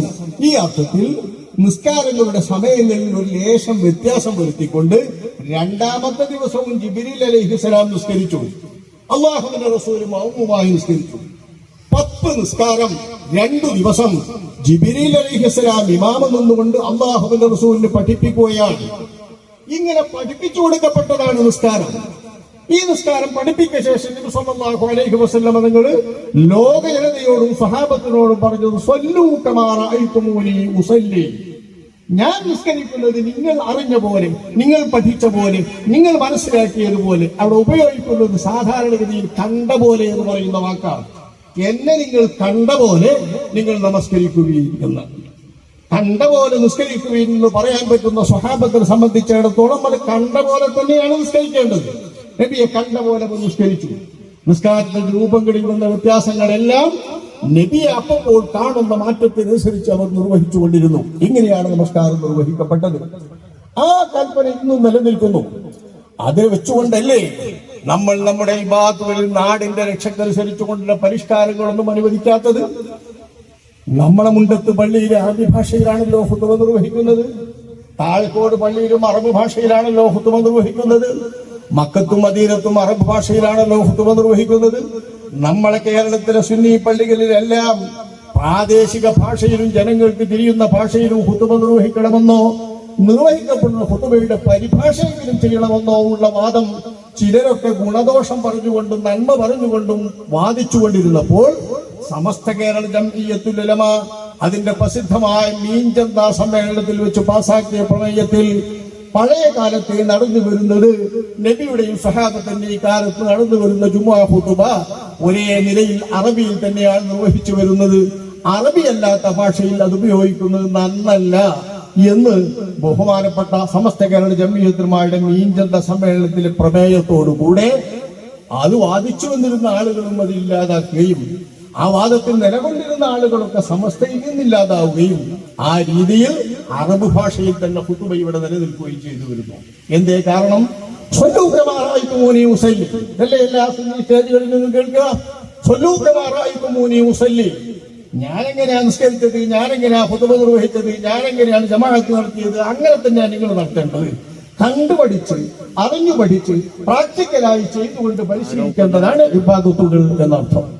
ആ അർത്ഥത്തിൽ ഇബാദത്തുകൾ നിർവഹിച്ചു വരണം എന്ന് പഠിപ്പിക്കപ്പെട്ട സമുദായം ശൈലിയിലും ആകൃതിയിലും മദ്ഹബിന്റെ അടിസ്ഥാനത്തിൽ ചില്ലറ വ്യത്യാസങ്ങളുണ്ടെങ്കിൽ പോലും പ്രത്യക്ഷത്തിൽ നിസ്കാരം നോക്കി നിൽക്കുന്ന ആൾക്കോ അമുസ്ലിമീങ്ങൾക്കോ പൊതുസമൂഹത്തിനോ പ്രകടമായ മാറ്റങ്ങളൊന്നുമില്ലാതെ നമ്മുടെ 5 നേരത്തെ നിസ്കാരവും വെള്ളിയാഴ്ചയിലെ ഖുതുബയും ജമാഅത്തും ഒക്കെ ഇങ്ങനെയാണ് ഇതിന്റെ ആകൃതിയിൽ നടത്തേണ്ടതെങ്കിലും പറയാൻ പറ്റുന്ന രൂപയിൽ നിലനിൽക്കുന്നു. എന്താണ് ഇതിന് തെളിവ്? നബിന്റെ കാലം മുതൽ സ്വഹാബത്തിന്റെ കാലം തൊട്ട് താബീങ്ങളുടെയും തബഴ് താബീങ്ങളുടെയും കാലം മുതൽ നടന്നു വരുന്നതിൽ മാറ്റം വരുത്താൻ പാടില്ല. ഇത്തിബാനുസരിച്ചു പാടുന്നില്ല. 950 മുതൽ മസ്ജിദുൽ ഹറാമിലും മസ്ജിദ് മദീനയിലും വന്ന പരിഷ്കാരമായി ഉച്ചഭാഷണി എന്ന യന്ത്രം ഇബാദത്തുകൾ കടത്തിക്കൂട്ടിയപ്പോ അന്നതിനു വേണ്ടി വാദിച്ചവർ കേരളത്തിൽ വിദാറ്റുകാരായ വഹാബികളായിരുന്നുവെങ്കിൽ അതേ രീതിയിൽ തന്നെ പഴയ കാലത്തുള്ള മാതിരി ഇബാദത്തുകൾ തന്നെ നിർവഹിച്ചു വരണമെന്ന് പറയേണ്ടവരായിരുന്നില്ലേ സുന്നികൾ? അങ്ങനെ സുന്നികളായ ഉലമാക്കന്മാരിൽ പമ്പന്മാരായിട്ടുള്ള എല്ലാ മുദരിസുമാരും അങ്ങനെ പറയുന്നവരായിരുന്നല്ലോ. ഇന്ന് നിങ്ങൾ ഫത്ഹുൽ മുഈൻ ഓതുന്ന എല്ലാ ദർസുകളിലെ കുട്ടികളുടെയും കയ്യിൽ നിൽക്കുന്നത് 2 നല്ല ഫത്ഹുൽ മുഈൻ നന്നാക്കിയതാണ്. കരിങ്കപ്പാറ മുഹമ്മദ് മുസ്ലിയാറിന്റെ ഫത്ഹുൽ മുഈൻ കാണാൻ നന്നാക്കിയത് കരിങ്കപ്പാറ മുഹമ്മദ് മുസ്ലിയാറിന്റെ അല്ലേ? കരിങ്കപ്പാറ മുഹമ്മദ് മുസ്ലിയാർ അന്നത്തെ മൂല്യന്മാരിൽപ്പെട്ട ഒരു മൂല്യരാണ്. ബഹുമാനപ്പെട്ട ശൈഖുന താജുൽ ഉലമാ അവരുടെ പോലെ ഒരു മൂല്യര്, ബഹുമാനപ്പെട്ട കൈപ്പറ്റ ബീരാൻകുട്ടി മുസ്ലിയാർ, ബഹുമാനപ്പെട്ട ശൈഖുനേക്കാൾ പ്രായ കൂടുതലുണ്ടെങ്കിലും സഹപാഠിയായ കണ്ണിയത്തോറെ പോലെ സഹപാഠിയായിരിക്കുന്ന ഒരാളാണ് ബഹുമാനപ്പെട്ട കൈപ്പറ്റ ബീരാൻകുട്ടി മുസ്ലിയാർ. അങ്ങനെയുള്ള ഒരുപാട് പണ്ഡിതന്മാർ, ബഹുമാനപ്പെട്ട നമ്മളിപ്പോ പറഞ്ഞുകൊണ്ടിരിക്കുന്ന ബഹുമാനപ്പെട്ട അല്ലാമ കുഞ്ഞലൈ മുസ്ലിയാർ അവരുടെ ശിഷ്യൻ കിടങ്ങയം ഇബ്രാഹിം മുസ്ലിയാർ അവരുടെ ശിഷ്യനാണ് ഓമച്ചപ്പുഴ അബൂബക്കർ കുട്ടി മുസ്ലിയാർ. ദ്വാക്കിജാബത്തുള്ള മഹാനായിരുന്നു. കിടങ്ങയം ഇബ്രാഹിം മുസ്ലിയാറിൽ നിന്നാണ് ബഹുമാനപ്പെട്ട പ്രധാനമായും മോദിയിട്ടുള്ളത്. അവരൊക്കെ അന്നത്തെ ഫക്കീഹുമാരുടെ കൂട്ടത്തിൽ ജീവിച്ചിരിക്കുന്ന ഔലിയാക്കന്മാരിൽപ്പെട്ടവരാണ്. ഓമച്ചപ്പുഴ ഭാഗത്തൊക്കെ മൂലേർപ്പാപ്പ എന്ന് പറയുന്ന അവരാണ്. അവരൊക്കെ ജീവിച്ചിരിക്കുന്ന കാലത്താണ് ഇത്. നിങ്ങൾ ഓർക്കണം, അവരൊന്നും വഫാത്താകുന്നത് വരെ ഉച്ചഭാഷണം ഉപയോഗിച്ചുകൊണ്ടുള്ള ഇബാദത്തിൽ പങ്കെടുത്തിട്ടില്ല. ബഹുമാനപ്പെട്ട കൈപ്പറ്റ വീരാൻകുട്ടി മുസ്ലിയാർ പങ്കെടുത്തിട്ടില്ല.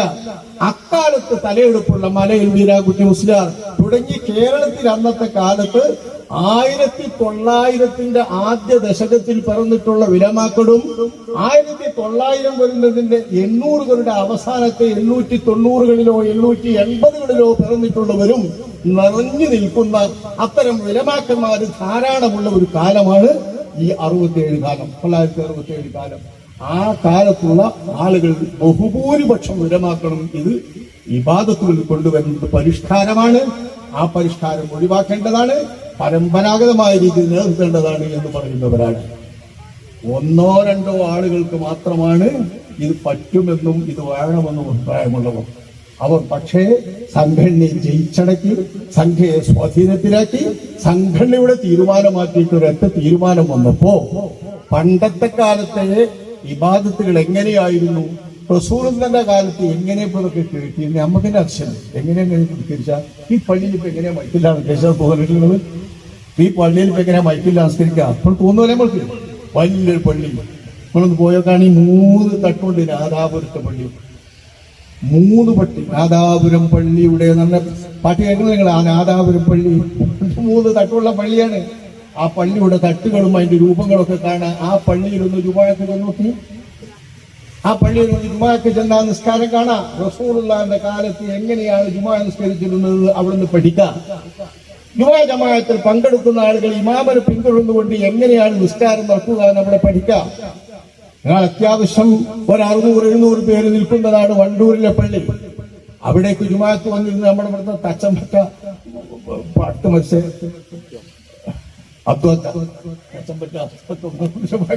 വട്ടു വച്ചു അള്ളാഹു അദ്ദേഹത്തിന് നമുക്ക് സ്വർഗത്തിൽ വിട്ടു നൽകുമാറാവട്ടെ.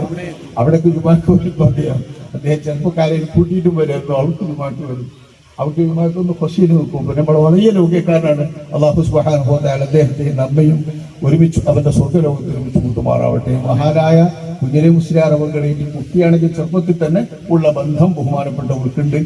ഒപ്പം കൊണ്ടുപോകുന്ന ഹാദിമാകുന്ന ബന്ധമൊക്കെ ബഹുമാനപ്പെട്ടവർക്കുണ്ട്. ചരിത്രങ്ങളൊക്കെ ബഹുമാനപ്പെട്ടതിന്റെ ശുദ്ധതകൾ അറിയാൻ പറ്റും.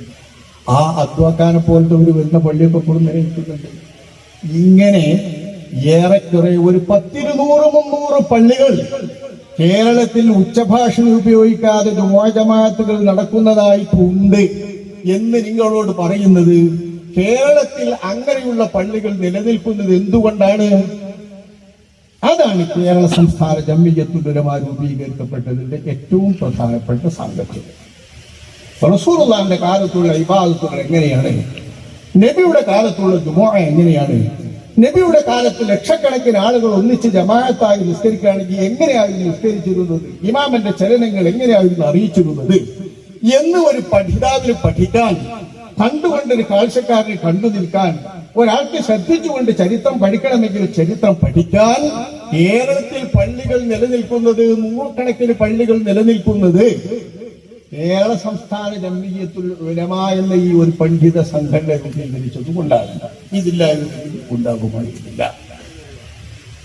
ഇത് സംഘടനയുടെ പ്രസിഡന്റിന്റെ ഫത്വക്കെതിരെ പ്രസിഡന്റായ താജുൽ ഉലമ അവർ ഫത്വ ചെയ്തത് സമസ്ത കേരള ജംഇയ്യത്തുലമയുടെ പ്രസിഡന്റ് എന്ന പദവിയിലായി പേര് വെച്ചിട്ടാണ്. ആ പദവിയിൽ പ്രസിഡന്റ് വെച്ചതിനെതിരെ പ്രസിഡന്റിനെ ഓവർടേക്ക് ചെയ്തുകൊണ്ട് 13 പേർ മാത്രം കൂടിച്ചേർന്ന സമസ്തയുടെ മുഷാവറയാണ് ഇത് പാസ്സാക്കിയത്. 967 മുഷാവറയിൽ ഒപ്പിച്ചിട്ടുള്ള സമസ്തയുടെ ഓഫീസിൽ ശേഷിപ്പുണ്ടാവും. അന്ന് ആ യോഗത്തിൽ പങ്കെടുക്കുന്ന ശൈഖനായുടെ സഹപാഠിയായ മൗലാന മർഹൂം കുഞ്ഞറമ്പുട്ടി മുസ്ലിയാരുടെ കൃത്യമായ ഭാഷയാണ് 13-14 പേർ മാത്രം പങ്കെടുത്ത യോഗം. മൂപ്പർ പറയുന്നത് മൂപ്പർ അതിൽ പങ്കെടുത്ത് അത് എതിർത്തിട്ടുണ്ട് 2-3 ആളുകൾ. അന്നത്തെ ബേപ്പൂർ ഖാദി എതിർത്തിട്ടുണ്ട്. ബഹുമാനപ്പെട്ട സയ്യിദ് രാമങ്കലി തങ്ങൾ, സയ്യിദ് യാസീൻ മുത്തുക്കോയ തങ്ങൾ സമസ്ത കേരള ജംഇയ്യത്തുലമയുടെ കുഞ്ഞറമ്പുട്ടി മുസ്ലിയാരോട് കൂടെ മുഷാവറയിലേക്ക് തെരഞ്ഞെടുക്കപ്പെട്ടിട്ടുള്ളവരും അവിഭക്ത സമസ്തയിലെ മുഷാവറ മെമ്പറും ഇത് പാസാക്കുന്ന യോഗത്തിൽ പങ്കെടുത്തവരും അതിനുശേഷം കേരള സംസ്ഥാന ജംഇയ്യത്തുലമ രൂപീകരിച്ചപ്പോൾ വഫാത്ത് വരെ അതിന്റെ ട്രഷററുമായിരുന്നു ബഹുമാനപ്പെട്ട സയ്യിദ് യാസീൻ മുത്തുക്കോയ തങ്ങളവർകൾ. ബഹുമാനപ്പെട്ട തങ്ങളവർകൾ അടക്കമുള്ള 2-3 ആളുകളുടെ എതിർപ്പ് വകവെക്കാതെ പാസാക്കിയത് 967 ഏപ്രിൽ 8 തീയതിയാണ്. അത് സമസ്ത അങ്ങനെ പാസാക്കട്ടെ. പക്ഷേ അന്ന് സമസ്തയിൽ നിലനിൽക്കുന്ന പ്രസിഡന്റിനും സമസ്തയിൽ പ്രവർത്തിക്കേണ്ടേ? ശംസുൽ ഉലമ ഖുതുബി അവர்கள் വഫാത്തായിട്ട് 1-2 വർഷം കഴിഞ്ഞിട്ടേ ഉള്ളൂ, 1 വർഷം പിന്നിട്ടിട്ടേ ഉള്ളൂ.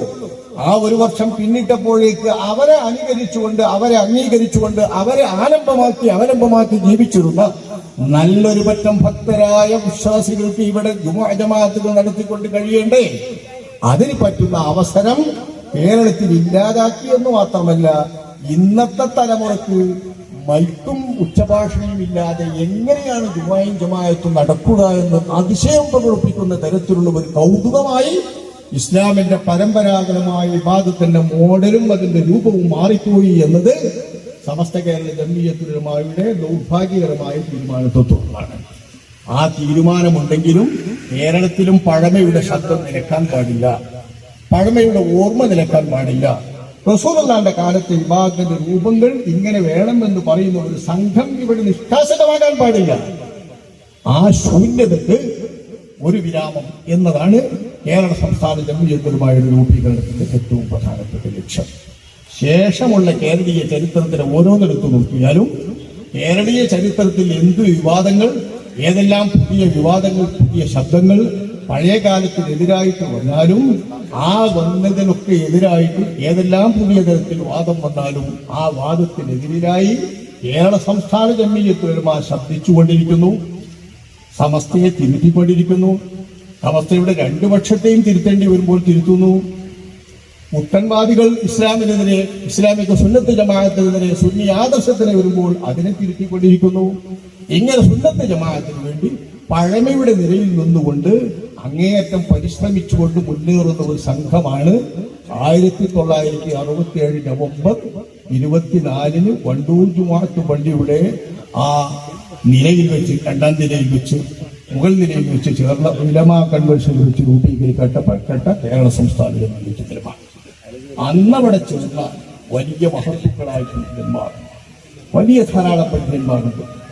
ആ പണ്ഡിതന്മാരുടെ കൂട്ടത്തിൽ ബഹുമാനപ്പെട്ട കുഞ്ഞലി മുസ്ലിയാർ അവരുടെ ശിഷ്യന്മാരിൽ പ്രധാനികളായ വണ്ടൂർ നിവാസികളായ ബഹുമാനപ്പെട്ട കുട്ടിയമ്മ മുസ്ലിയാർ അവർ, അതുപോലെ തന്നെ ചെറിയ മുസ്ലിയാർ അവർ, ഇവർ ബഹുമാനപ്പെട്ട അനന്തം നമ്മൾ സംസാരിക്കുന്ന ബഹുമാനപ്പെട്ട കുഞ്ഞലി മുസ്ലിയാർ അവരുടെ ശിഷ്യന്മാരാണ്.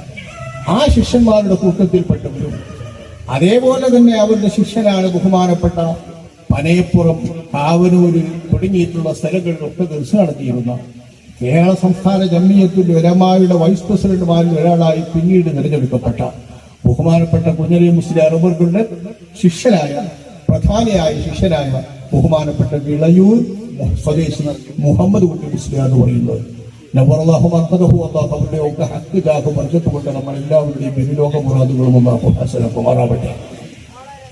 ബഹുമാനപ്പെട്ട അലനല്ലൂർ കുഞ്ഞലി മുസ്ലിയാർ, അതായത് താഴേക്കോട് കുഞ്ഞലി മുസ്ലിയാർ എന്ന് നമ്മൾ പറയുന്ന അനുസ്മരിക്കുന്ന മഹാൻ, ആ മഹാന്റെ ശിഷ്യന്മാരുടെ കൂട്ടത്തിൽ ഏറ്റവും എടുത്തു പറയേണ്ട ഒരു മഹാനാണ് ബഹുമാനപ്പെട്ട കിടങ്ങയം ഇബ്രാഹിം മുസ്ലിയാർ. വയസ്സുകൊണ്ടൊക്കെ വാസ്തവത്തിൽ അത്ര വലിയ വ്യത്യാസമൊന്നും ഓർക്കാൻ പറ്റില്ല, അവർ തമ്മിലുള്ള വ്യത്യാസം മാത്രമൊന്നുമില്ല.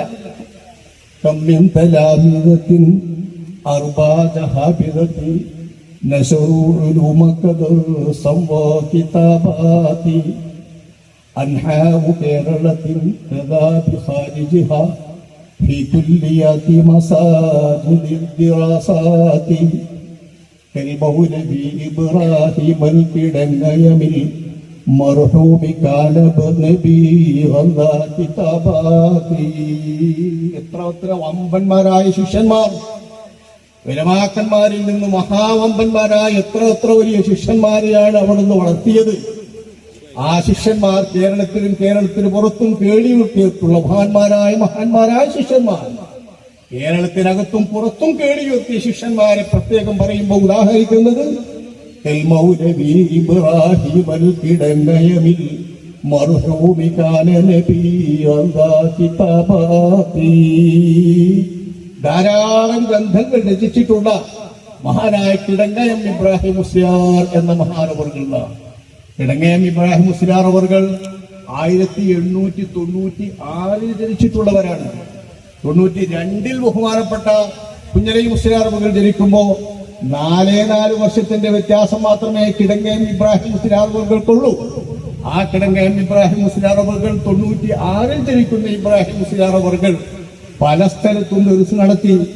കേരളത്തിൽ ദർസ് കഴിഞ്ഞ് കുറെ കാലം വന്ന് അദ്ദേഹത്തിന്റെ ഉസ്താദായിരുന്നു ബഹുമാനപ്പെട്ട ആലി മുസ്ലിയാർ.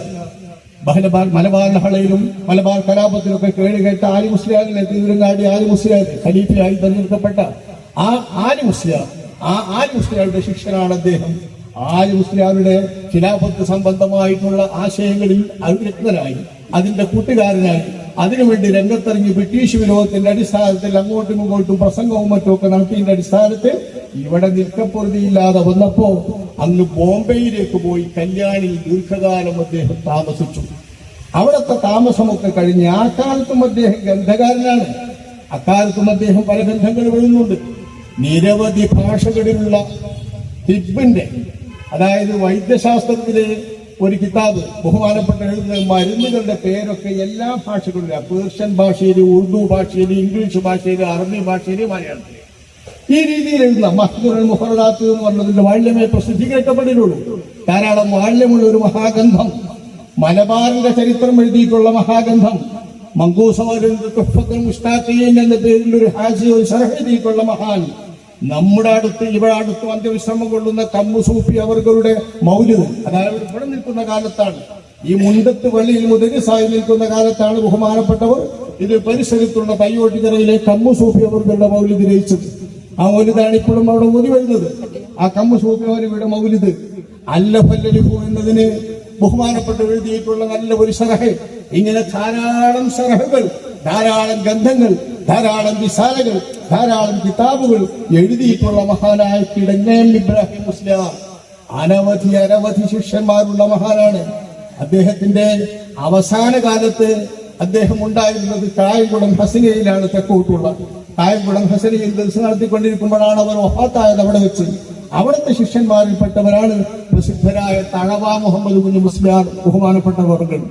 അതേപോലെ ദക്ഷിണ കേരള ജമിയത്തുമായിട്ട് സ്ഥാപക കാലം മുതൽ ഇതിന് പ്രസിഡന്റായിരുന്ന, വഫാത്ത് വരെ പ്രസിഡന്റായിരുന്ന റഈസുൽ ഉലമ എന്നവർ വാഴ്ത്തുന്ന ബഹുമാനപ്പെട്ട ശിഹാബുദ്ദീൻ മുസ്ലിയാർ അവർകൾ, അവരൊക്കെ അവിടുത്തെ ശിഷ്യന്മാരാണ്.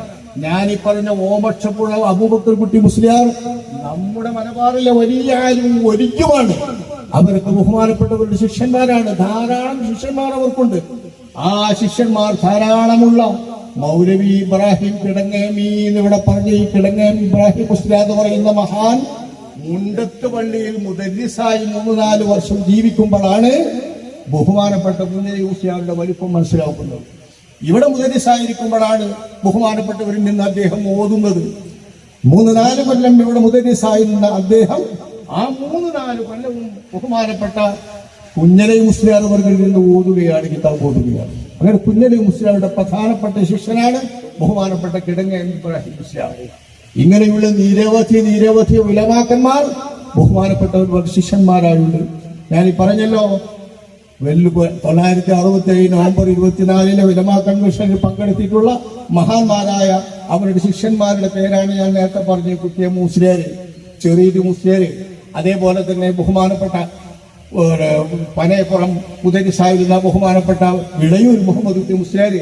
അത്തരം വലിയ മഹാത്മാക്കൾ. ഈ കിടങ്ങയം ഇബ്രാഹിം മുസ്ലിയാർ അവർകൾ വെല്ലൂരിൽ ലത്തീഫിയയിൽ പോയി അവിടുത്തെ പഠനം പൂർത്തിയാക്കുന്നതിനിടയ്ക്ക് അവിടുത്തെ ഷെയ്ഖായ അബ്ദുൽ അസീസ് ഹദറത്ത് അവർകൾ വെല്ലൂരിൽ ലത്തീഫിയയിൽ നിന്ന് ഇങ്ങോട്ട് പോരുമ്പോ ആ കൂടെ വന്നിട്ടുള്ളവരാണ് ബഹുമാനപ്പെട്ട കിടങ്ങയം ഇബ്രാഹിം മുസ്ലിയാർ അവർകൾ. കൂടെ വന്ന് അവർ വാഴക്കാട് ദാറുൽ ഉലൂമിൽ നിന്നാണ് പഠനം പൂർത്തിയാക്കിയത്. ശേഷമാണ് ദർസ് നിൽക്കുന്നത്. അങ്ങനെ പൂർത്തിയാക്കി അവർ വരുമ്പോ അവരുടെ കൂടെ വരുന്നവരാണ് ബഹുമാനപ്പെട്ട മർഹൂം കാവലൂർ ഖാദി കുട്ടി മുസ്ലിയാർ അവർകൾ. നമ്മളെ കാവലൂർ ഖാദി അവർ ഈ കൺവെൻഷനിലുണ്ട്. അങ്ങനെയുള്ള മഹാരഥന്മാരായ ഉലമാക്കൾ എല്ലാവരും വരുന്ന ഒരു മഹാ കൺവെൻഷനിൽ വെച്ചിട്ട് ആ കൺവെൻഷനിലെ ഉലമാക്കളുടെ ഏകകണ്ഠമായ അഭിപ്രായ പ്രകാരം കേരള സംസ്ഥാന ജമിയത്തുമായുടെ പ്രസിഡന്റായി പ്രഖ്യാപിക്കപ്പെട്ടതും തെരഞ്ഞെടുക്കപ്പെട്ടതും ബഹുമാനപ്പെട്ട കുഞ്ഞലൈ മുസ്ലിയാർ അവർകളെയാണ്. ബഹുമാനപ്പെട്ടവർ അന്ന് അവിടെ ആ യോഗത്തിലില്ല. അവരങ്ങനെ പോകുന്നവരുമല്ല. ബഹുമാനപ്പെട്ടവർ അങ്ങനെ സമ്മേളനങ്ങൾക്കൊന്നും പോകുന്നവരില്ല. ഞാൻ പറഞ്ഞല്ലോ, പാങ്ങിൽ അഹമ്മദ് കുട്ടി മുസ്ലിയാർ 925 സമസ്ത രൂപീകരിക്കുന്ന കാലത്ത് അവരുടെ ശിഷ്യന്മാരിൽ ഏറ്റവും പ്രധാനിയായവരാണല്ലോ ബഹുമാനപ്പെട്ടവർ ആയക്കോട് കുഞ്ഞലി മുസ്ലിയാർ. കുഞ്ഞലി മുസ്ലിയാർക്ക് കിതാബ് ഓതി കൊടുക്കുമ്പോൾ പാങ്ങിൽ അഹമ്മദ് കുട്ടി മുസ്ലിയാർക്ക് എഴുന്നേറ്റിരുന്നിട്ട് ശ്രദ്ധയോടുകൂടി ഇരിക്കുക എന്നാ പറയാം. അവർ തന്നെ വളരെ വലിയ രീതിയിൽ അത് പ്രത്യേകം ഇതുവരെ പറയുന്നുണ്ട്.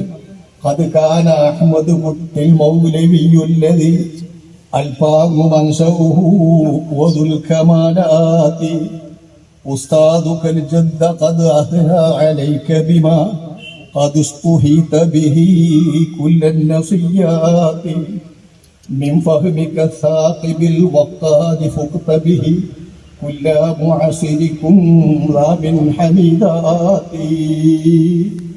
ഉസ്താദായ പാങ്ങിൽ അഹമ്മദ് കുട്ടി മുസ്ലിയാർ, നിങ്ങൾക്ക് അല്ലാഹു തആല കനിഞ്ഞേകിയിട്ടുള്ള പ്രത്യേകം കനിഞ്ഞേകിയിട്ടുള്ള അങ്ങയുടെ തുളക്കുന്ന കൂർമ്മ ബുദ്ധിശക്തിയും ഗ്രഹണശേഷിയും പ്രത്യേകം വർണ്ണിച്ചു പറയുമായിരുന്നു. അള്ളാഹു അങ്ങേക്ക് നൽകിയിട്ടുള്ള വലിയ വലിയ സ്ഥാനമാനങ്ങൾ ആ ഉസ്താദ് എപ്പോഴും ഈ ശിഷ്യന്റെ എടുത്തു പറയുമായിരുന്നു.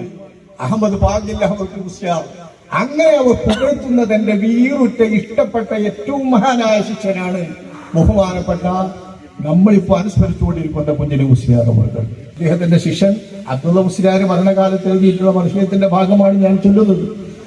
ആ വിധത്തിൽ വാഴ്ത്തപ്പെട്ട ബഹുമാനപ്പെട്ട പാങ്ങിൽ അഹമ്മദ് മുസ്ലിയാർ തന്റെ ശിഷ്യനെ സമസ്തയിലേക്ക് ക്ഷണിച്ചിട്ടും അവർ വന്നിട്ടില്ലല്ലോ. സംഘടനാ പ്രവർത്തനങ്ങളൊന്നും കൂടിയിട്ടില്ലല്ലോ, എവിടെയും കൂടിയിട്ടില്ല. മൂപ്പരുടെ പ്രകൃതമാണത്. സംഘടനാ പ്രവർത്തനങ്ങളിലൊന്നും കൂടുന്നവരെല്ലാവരും അങ്ങനെ നിൽക്കുന്നവരാണ്. അവരെയാണ് ബഹുമാനപ്പെട്ട ശൈഖുനാ താജുൽ ഉലമാ അവരുടെ അധ്യക്ഷതയിൽ ചേരുന്ന ഉലമാ കൺവെൻഷൻ കേരള സംസ്ഥാന ജംഇയ്യത്തുൽ ഉലമായുടെ പ്രസിഡന്റായി ഏകകണ്ഠമായി തെരഞ്ഞെടുക്കുന്നത്. ഈ തെരഞ്ഞെടുത്ത വിവരം നേരിട്ട് വന്ന് ബഹുമാനപ്പെട്ടവർ താഴെക്കോട് ദർസ് നടത്തുമ്പോ ആ താഴെക്കോട് ദർസ് നടത്തുന്ന അവിടെ വന്നിട്ട് ശൈഖുനാ അവർ ബഹുമാനപ്പെട്ടവരെ അറിയിക്കുകയാണ്, നിങ്ങളെ പ്രസിഡന്റാക്കി തെരഞ്ഞെടുത്തിരിക്കുന്നു. ഇങ്ങനെയൊക്കെ കാരണത്തിന് വേണ്ടി പോകുന്നവർക്ക് അവർക്കറിയാം. മൂപ്പര് സമസ്തയിൽ നിന്ന് പോകുന്നതും ഇങ്ങനെ വന്നതും ഇങ്ങനെ കൺവെൻഷൻ വിളിക്കുന്നതും എല്ലാം ബഹുമാനപ്പെട്ടവർ അറിയും, അവരെ അറിയിച്ചിട്ടുമുണ്ട്. ആ കൺവെൻഷന്റെ വിവരങ്ങളും പ്രസിഡന്റാക്കി തെരഞ്ഞെടുത്ത വിവരവും പറയുമ്പോൾ ബഹുമാനപ്പെട്ടവർ സമ്മതിച്ചു. ഞാൻ അതിനൊന്നും പോകാറില്ല, വരാനില്ല, അങ്ങനെയില്ല ഇങ്ങനെയില്ല എന്നൊക്കെ പറഞ്ഞു. അവസാനം ശൈഖുനാ അവர்கள் അള്ളാഹുവിനോട് നിങ്ങൾ മറുപടി പറയേണ്ടി വരും എന്ന അർത്ഥത്തിൽ അവിടുന്ന് നിങ്ങൾ എന്റെ ഭാഷ പറഞ്ഞാണ്, അവിടുന്ന് പറയുന്ന രീതിയിൽ അള്ളാഹുവിനോട് മറുപടി പറയേണ്ടി വരും ഇപ്പോഴത്തെ കാലത്ത് അവിടുന്ന് ആ സ്ഥാനം ഏറ്റിട്ടില്ലെങ്കിൽ എന്ന് ബഹുമാനപ്പെട്ടവർ പറഞ്ഞ ആ ഗൗരവതരമായ ഭാഷ ഇത് ഓർമ്മിപ്പിച്ചപ്പോഴാണ് ബഹുമാനപ്പെട്ടവർ സംവദിച്ചത്. എന്നാലും ഞാൻ സാധാരണ യോഗങ്ങൾക്കൊന്നും പോകാറില്ല, ഞാൻ അങ്ങനെ അങ്ങോട്ടും ഇങ്ങോട്ടൊന്നും പോകാറില്ല, അതിനെന്നെ നിർബന്ധിക്കരുത് എന്ന് പറഞ്ഞുകൊണ്ട് ബഹുമാനപ്പെട്ടവർ ആ പ്രസിഡന്റ് സ്ഥാനം പ്രത്യേകം ഏറ്റെടുക്കുകയും അള്ളാഹു തആലാനെ പറഞ്ഞു പേടിപ്പിച്ചപ്പോൾ ഇല്ല, അള്ളാഹനെ പറഞ്ഞു പേടിപ്പിക്കപ്പെട്ടപ്പോൾ അദ്ദേഹത്തിന്റെ ഭക്തിയും തഖ്വായും പ്രത്യേകം ഒഴുകുന്നു. അത്തരം ഒരു സാഹചര്യമാണ് കേരള ഉലമാ സമൂഹത്തിൽ ഉണ്ടായത് എന്ന് അവർക്കറിയാം. കാരണം 963 പട്ടിക്കാട് ജാമിയ നൂരിയ അറബി കോളേജ് ഉണ്ടാക്കുമ്പോൾ ഉമ്മരംപുത്തൂരിൽ ദർസ് നടത്തിയിരുന്ന ബഹുമാനപ്പെട്ടവരെ അവിടെ നിന്ന് അവിടുത്തെ ശിഷ്യന്മാരെ അടക്കമാണ് ബഹുമാനപ്പെട്ടവര് പട്ടിക്കാട് ജാമിയ നൂരിയയിലേക്ക് കൊണ്ടുവരുന്നത്. പട്ടിക്കാട് ജാമിയ നൂരിയയിലെ സ്വദർ മുദരിസ്, അതായത് ഇന്നത്തെ ഭാഷയിൽ പറഞ്ഞാൽ പ്രഥമ പ്രിൻസിപ്പാൾ ബഹുമാനപ്പെട്ടവരാണ്. ബഹുമാനപ്പെട്ടവർ തുഹ്ഫ ഓതി കൊടുക്കുന്ന പണ്ഡിതനായിട്ട് തുഹ്ഫ ദർസ് നടക്കണമെന്ന സിലബസിൽ പെടുത്തിക്കൊണ്ടാണ് അന്ന് കേരളീയ മുതവൽ കോളേജുകളിലൊന്നും തുഹ്ഫല്ലല്ലോ, വലിയൊരു ബാക്കിയാത്തിൽ ഏതായാലുമില്ല, ഷാഫി മദ്ഹബിന്റെ പ്രധാന ഗ്രന്ഥമല്ലേ. നമ്മുടെ നാട്ടിൽ തുടങ്ങുന്ന കോളേജിൽ തുഹ്ഫ ദർസ് വേണമെന്ന് പറഞ്ഞ് തുഹ്ഫത്തുൽ മുഹ്താജ് ദർസ് നടത്തിക്കൊണ്ടിരിക്കുമ്പോഴാണ് ബഹുമാനപ്പെട്ട ശംസുൽ ഉലമാ ഖുതുബി അവർ പട്ടിക്കാട് ജാമിയ നൂരിയ തുടങ്ങുന്നത്.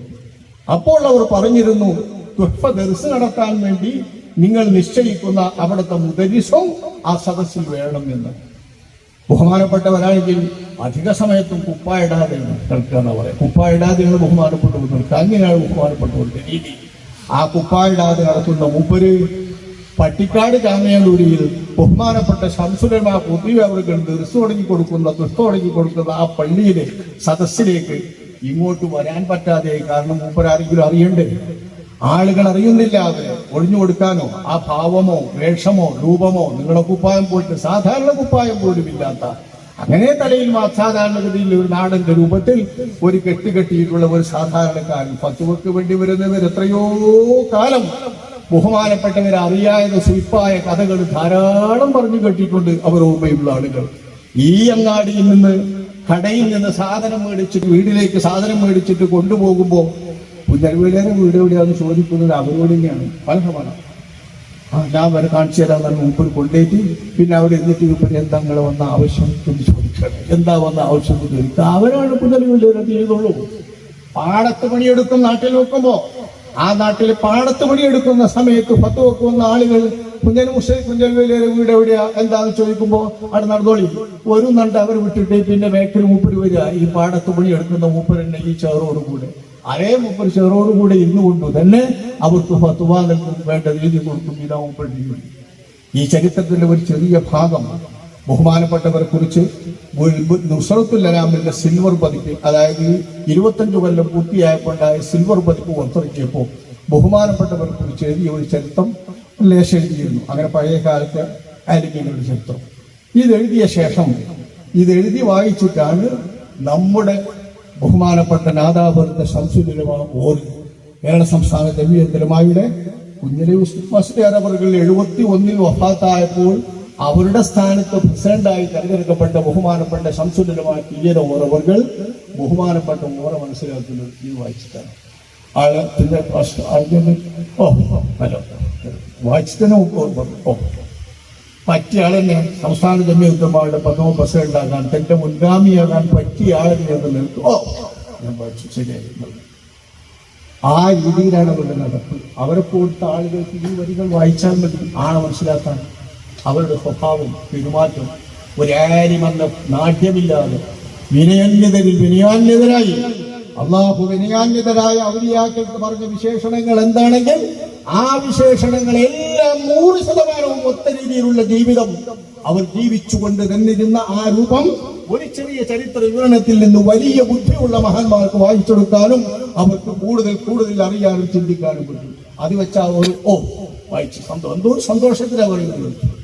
അവർ 71 വഫാത്തായ ശേഷമാണ് കേരള സംസ്ഥാന ജമിയത്തുലമായുടെ പ്രസിഡന്റായി, പിന്നീട് അന്ന് വൈസ് പ്രസിഡന്റാക്കി രൂപീകരണ കാലത്ത് വൈസ് പ്രസിഡന്റായിരുന്ന ബഹുമാനപ്പെട്ട നാദാപുരത്തെ ശംസുൽ ഉലമാ ബഹുമാനപ്പെട്ട ടിയർ കുഞ്ഞത്തുള്ള മുസ്ലിയാർ എന്ന ബഹുമാനപ്പെട്ടവരെ കേരള സംസ്ഥാന പ്രസിഡന്റാക്കി നിയമിച്ചത്. അതും ശൈഖുനാവർക്ക് കൂടി മുഷാവറിയാണ്. ഇതും ശൈഖുനാവറുകൾ കത്തെഴുതി അറിയിക്കുകയാണ്. 71 ഇന്നാലിന്റെ യോഗത്തിൽ ബഹുമാനപ്പെട്ട കുഞ്ഞലി മുസ്ലിയാർ പ്രസിഡന്റ് അവർ വഫാത്തായ സ്ഥാനത്ത് നിങ്ങളെ പ്രസിഡന്റാക്കി തെരഞ്ഞെടുത്തിട്ടുണ്ട്. ആ കത്തിന്റെ കോപ്പി എനിക്ക് ഓട് കാണിച്ചു തന്നിട്ടുണ്ട്. ഞാനത് കൈവശപ്പെടുത്തിയിട്ടുണ്ട്. ആ കത്ത് എഴുതിയിട്ടുണ്ട്. ഇതെങ്കിലും പ്രസിഡന്റാക്കി തെരഞ്ഞെടുത്തിട്ടുള്ളത് ബഹുമാനപ്പെട്ടവർക്ക് എഴുതിയ കത്താണ്. വണ്ടൂരിൽ നിന്ന് ശൈഖുനാവർക്ക് എഴുതിയ കത്ത് 71 അവർ ഒപ്പാത്താകുമ്പോൾ തൽസ്ഥാനത്ത് അങ്ങയെ പ്രസിഡന്റാക്കി. ഓരോ പ്രസിഡന്റാക്കി നിശ്ചയിച്ചു വന്നാൽ പിന്നെ എന്താ പറയാണ്ടാണ് ബഹുമാനപ്പെട്ട നാദാപുരത്തോട് പറഞ്ഞു. വണ്ടൂരിൽ താജിൽ വരുന്ന ശൈഖുന പ്രസിഡന്റാക്കി എന്ന് പറഞ്ഞാൽ പിന്നെന്താന്ന് പറയാൻ, ഒരു വേണ്ടാത്തതിന്റെ പ്രസിഡന്റാക്കി അവരെ നിർത്തൂലല്ലോ എന്നാണ് ബഹുമാനപ്പെട്ടവർ പറയുന്നത്. ശേഷം ബഹുമാനപ്പെട്ട താജുൽ ഉലമാ അവർ വഫാത്തായ ശേഷമാണ് ബഹുമാനപ്പെട്ട ശംസുൽ ഉലമാ ബഹുമാനപ്പെട്ട നാദാപുരത്തോട് സജീവമായി കേരള സംസ്ഥാന ജമിയത്തുലമായുടെ ഇനി ഒരാളും കേരളത്തെ സംബന്ധിച്ചിടത്തോളം ഈ സംഘത്തിന് അത്താണിയില്ല, ഈ സംഘത്തിന് ആലംബമില്ല, അവലംബമില്ല എന്ന് ബോധ്യം വരുമ്പോ ഈ സംഘം അസ്തമിച്ചാൽ ഇവിടെ ഫിത്നയും ബിദ്അത്തും സുന്നി സമൂഹത്തിൽ തന്നെ വ്യാപകമായി അള്ളാഹുവിന്റെ റസൂലിന്റെ കാലത്തുള്ള ഇബാദത്തിന്റെ കെടുക പോലും കേരളത്തിൽ എങ്ങ് തിരിഞ്ഞു നോക്കിയാലും കാണാൻ പറ്റാത്ത വിധം ഇല്ലാതായി പോകുന്ന ഒരു സ്ഥിതിവിശേഷം വരിക എന്നാൽ ജുമുഅയും ജമാഅത്തുകളും എല്ലാം നഷ്ടപ്പെട്ടുകൊണ്ട് പോകുന്നത് എത്ര വലിയ പരിതാപകരമാണ്.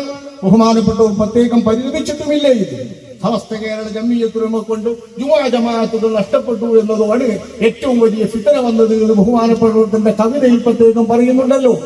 ആ ഒരു രംഗത്ത് കേരളീയ ഉലമാക്കളും മൗനം പാലിച്ച് എല്ലാവരും തലകുലുക്കി അതിന്റെ കീഴെ നിന്നു എന്ന് പറയാൻ പാടില്ലല്ലോ. ഇൻകാർ വേണമല്ലോ. ശരി പറയണമല്ലോ, ഇരുത്തി വേണമല്ലോ, സത്യം നിലനിൽക്കണമല്ലോ. അത് നിലനിൽക്കുന്ന ഒരു പ്രസ്ഥാനം കേരള സംസ്ഥാന ജംഇയ്യത്തുൽ ഉലമ നിലനിന്നേ പറ്റൂ. അതിന് ഞാൻ രംഗത്തിറങ്ങിയേ പറ്റൂ.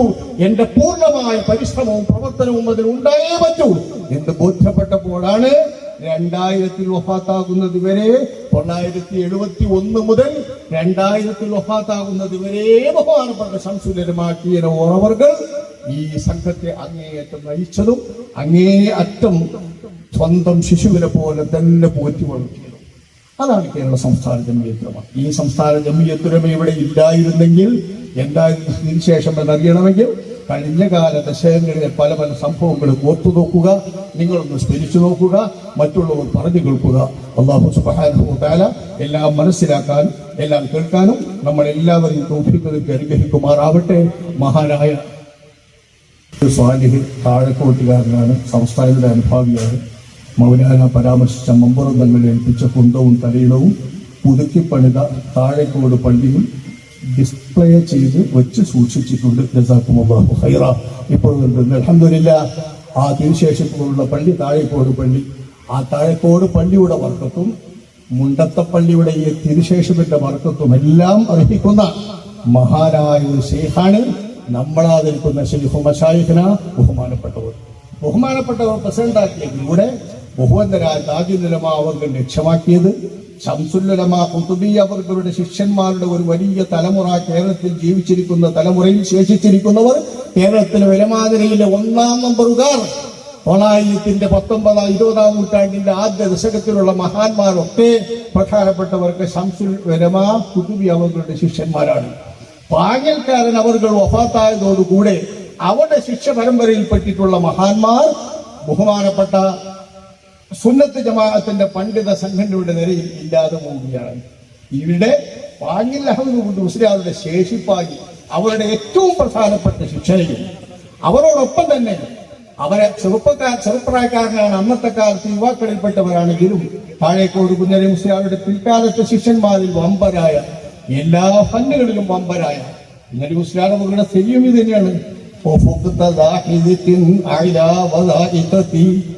كل فن علوم في الدراسات فن الأصول وفن الفقه فلسفة ومنطق هيئة وفن ميقات علم القرآن وآثار النبي وكذا باقي وسائلها يدعى بآلات فن التصوف لا تلهي مثيلا به بين الورى ورسالات بميقات. എല്ലാ ഫന്നിലും ദീനിയായി പള്ളി ദർശകളിൽ ദർശനം നടത്തപ്പെടുന്ന ഫന്നുകൾ എന്താമുണ്ടോ, സാധാരണ ഫന്നുകളാവട്ടെ, ദീനീ ഫന്നുകളാവട്ടെ, ശാസ്ത്ര ഫന്നുകളാവട്ടെ, സയൻസ് ഫന്നുകളാവട്ടെ, ഗണിതശാസ്ത്രത്തിന്റെ ഫന്നുകളാവട്ടെ, മറ്റേതു തരം ഫന്നുകളാവട്ടെ, ഈ ഫന്നുകളിലെല്ലാം വമ്പൻ തസൗഫിന്റെ ഫന്നിൽ ഒരു തുല്യനെ മറ്റാരെയും കാണാൻ പറ്റാത്ത വിധം വലിയ സൗഫിയത്തിൽ അത്ര വലിയ മഹാനാണെന്ന് പറഞ്ഞ ആ മഹാന്റെ ബഹുമാനപ്പെട്ട ഒരു പാങ്ങിൽ അഹമ്മദ് മുസ്ലിയാരുടെ ശിഷ്യൻ എന്ന നിലക്ക് ആ മഹാനെ കേരളീയ സുന്നി സമൂഹത്തിൽ ഉലമാ സമൂഹത്തിന്റെ നിലയിൽ സുന്നത്ത് ജമാഅത്തിന്റെ ആദർശ പ്രസ്ഥാനം സത്യാദർശ പ്രസ്ഥാനത്തിന്റെ തലവരായി നേതാവായി പ്രസിഡന്റായി വാഴിക്കേണ്ടത് സമസ്ത കേരള ജംഇയ്യത്തുൽ ഉലമാക്കും ബഹുമാനപ്പെട്ട പാങ്ങിൽ അഹമ്മദ് മുസ്ലിയാർക്ക് ആ സമസ്തയോടുള്ള കടപ്പാടിനും അനിവാര്യമായ നന്ദിയാണ്, അനിവാര്യമായ ഉചിതമായ ഒരു പാരമ്പര്യമാണ് എന്ന് മനസ്സിലാക്കിക്കൊണ്ട് തന്നെയാണ് ബഹുമാനപ്പെട്ട പ്രസിഡന്റാക്കിയത്. വഫാത്ത് വരെ ആ പ്രസിഡന്റ് സ്ഥാനത്ത് ബഹുമാനപ്പെട്ടവർ തുടർന്നു. ഷെയ്ഖുന അവർ ഇങ്ങോട്ട് വന്ന് ചോദിക്കേണ്ട കാര്യങ്ങൾ ഇങ്ങോട്ട് വന്ന് ചോദിക്കും. 71 വരെ കാര്യമായ സംഘടനാ പ്രവർത്തനങ്ങളില്ല. 69 മുതൽക്ക് ബഹുമാനപ്പെട്ട ഷെയ്ഖുന അവർ നുസ്രത്തുൽ ഉലമ മാസിക തുടങ്ങിയതുകൊണ്ട് കാര്യപ്പെട്ട കാര്യങ്ങളൊക്കെ എഴുതാൻ ബഹുമാനപ്പെട്ടവർക്ക് മാസികയുണ്ടായിരുന്നു. ആ മാസികയുടെ പ്രസിദ്ധീകരണം ആരംഭിച്ചതോടുകൂടെ സംഘടനാ പ്രവർത്തനങ്ങൾ ഏറെക്കുറെ മാസികയിൽ ഒതുങ്ങുകയും തൽക്കാലം ചില വാർഷിക മുഷാവറുകൾ ചേരുകയും ചെയ്യുന്നതായിരുന്നു 71 വരെയുള്ള രീതി. ശേഷം 74 വരുമ്പോഴാണ് നൂരിഷാ ത്വരീഖത്ത് സംബന്ധിച്ച പ്രശ്നം കേരളത്തിൽ വലിയ വിവാദമാകുന്നത്. ആ വിവാദത്തിന്റെ കാലത്താണ് കേരള സംസ്ഥാന ജംഇയ്യത്തുൽ ഉലമ സടകുടഞ്ഞെഴുന്നേൽക്കുന്നത്. സടകൊടഞ്ഞ് എഴുന്നേൽക്കുന്ന അക്കാലം മുതൽക്ക് പിന്നീട് ചരിത്രയാത്ര തന്നെയാണ് കേരള സംസ്ഥാന ജമിയത്തുലമായുടെ ചരിത്രത്തിലെങ്ങും. ഈ കാലത്തിനിടയിൽ ഈ സംഘത്തെ പോഷിപ്പിച്ച, ഈ സംഘത്തെ നയിച്ച, ഈ സംഘത്തെ വേരോട്ടിയ, ഈ സംഘത്തിന് വേണ്ടി കഠിനാധ്വാനം ചെയ്ത മഹാത്മാക്കളായ മൗലാനമാരും സാദാത്തുക്കളും സയ്യിദുമാരും ധാരാളം പേരുണ്ട്. നമുക്ക് എല്ലാവർക്കും അവരുടെയൊക്കെ പേരുകൾ അറിയാം. അള്ളാഹു അതൊക്കെ മുന്തിയ ജസ നൽകുമാറാവട്ടെ, വളരെ വലിയ ജസ അള്ളാഹു താൻ നൽകുമാറാവട്ടെ. അവരുടെയൊക്കെ ബറക്കത്ത് നമ്മുടെ സംഘത്തിനും നമ്മുടെ ഈ സദസ്സിനും നമ്മുടെ സംഘത്തിനല്ലാതെ തന്നെ കേരള സംസ്ഥാന ജമിയത്തുലമ മാത്രമല്ല, സുന്നത്ത് ജമാഅത്തിന്റെ എല്ലാ സംഘങ്ങൾക്കും കേരളീയ മുസ്ലിം സമൂഹത്തിന് മൊത്തമായി അള്ളാഹു സുബ്ഹാനഹു വ തആല വർഷിക്കുമാറാവട്ടെ. ഈ ജമിയത്തിന് വേണ്ടി പ്രവർത്തിച്ചവരാണെങ്കിലും അവർ നിലനിൽക്കുന്നത് കൊണ്ട് അള്ളാഹുവിന്റെ കാരുണ്യവും റഹ്മത്തും ധാരാളമുള്ള നാളിൽ ഉണ്ടായിട്ടുണ്ട്. ആ റഹ്മത്തുകളൊക്കെ എല്ലാവർക്കും വ്യാപകമായ റഹ്മത്താണ്. ആ റഹ്മത്ത് അള്ളാഹു കേരളീയ മുസ്ലിം സമൂഹത്തിന് എന്തെന്നും നിലനിൽക്കുമാറാവട്ടെ, നിരക്കാതെ വർഷിച്ചുകൊണ്ടിരിക്കട്ടെ. അവരുടെ ബർക്കത്ത് കൊണ്ട് നമ്മൾ എല്ലാവരെയും അള്ളാഹു തആല ഇരുലോകത്തും രക്ഷപ്പെടുത്തുമാറാവട്ടെ. അവരോടൊപ്പം സ്വർഗം പോകാൻ, അവരെ സ്വർഗത്തിൽ വെച്ചെങ്കിലും കാണാൻ, അവരുടെ കൂടെ കൂടാൻ, അവരുടെ ഒക്കെ അരിക പറ്റാൻ, മുത്തനബി സല്ലല്ലാഹു അലൈഹി വസല്ലം തങ്ങളുടെ പതാകകളിൽ സമ്മേളിക്കാൻ, നബിയോടൊപ്പം സ്വർഗത്തിൽ പ്രവേശിക്കാൻ, നബി തങ്ങളുടെ കുട്ടിലായി ദിവാറിലായി ജീവിക്കാൻ അല്ലാഹു നമുക്ക് എല്ലാവർക്കും തൗഫീഖ് നൽകി അനുഗ്രഹിക്കുമാറാവട്ടെ. വൽഹംദുലില്ലാഹി റബ്ബിൽ ആലമീൻ. അസ്സലാമു അലൈക്കും വറഹ്മത്തുള്ളാഹി വബറകാതുഹു.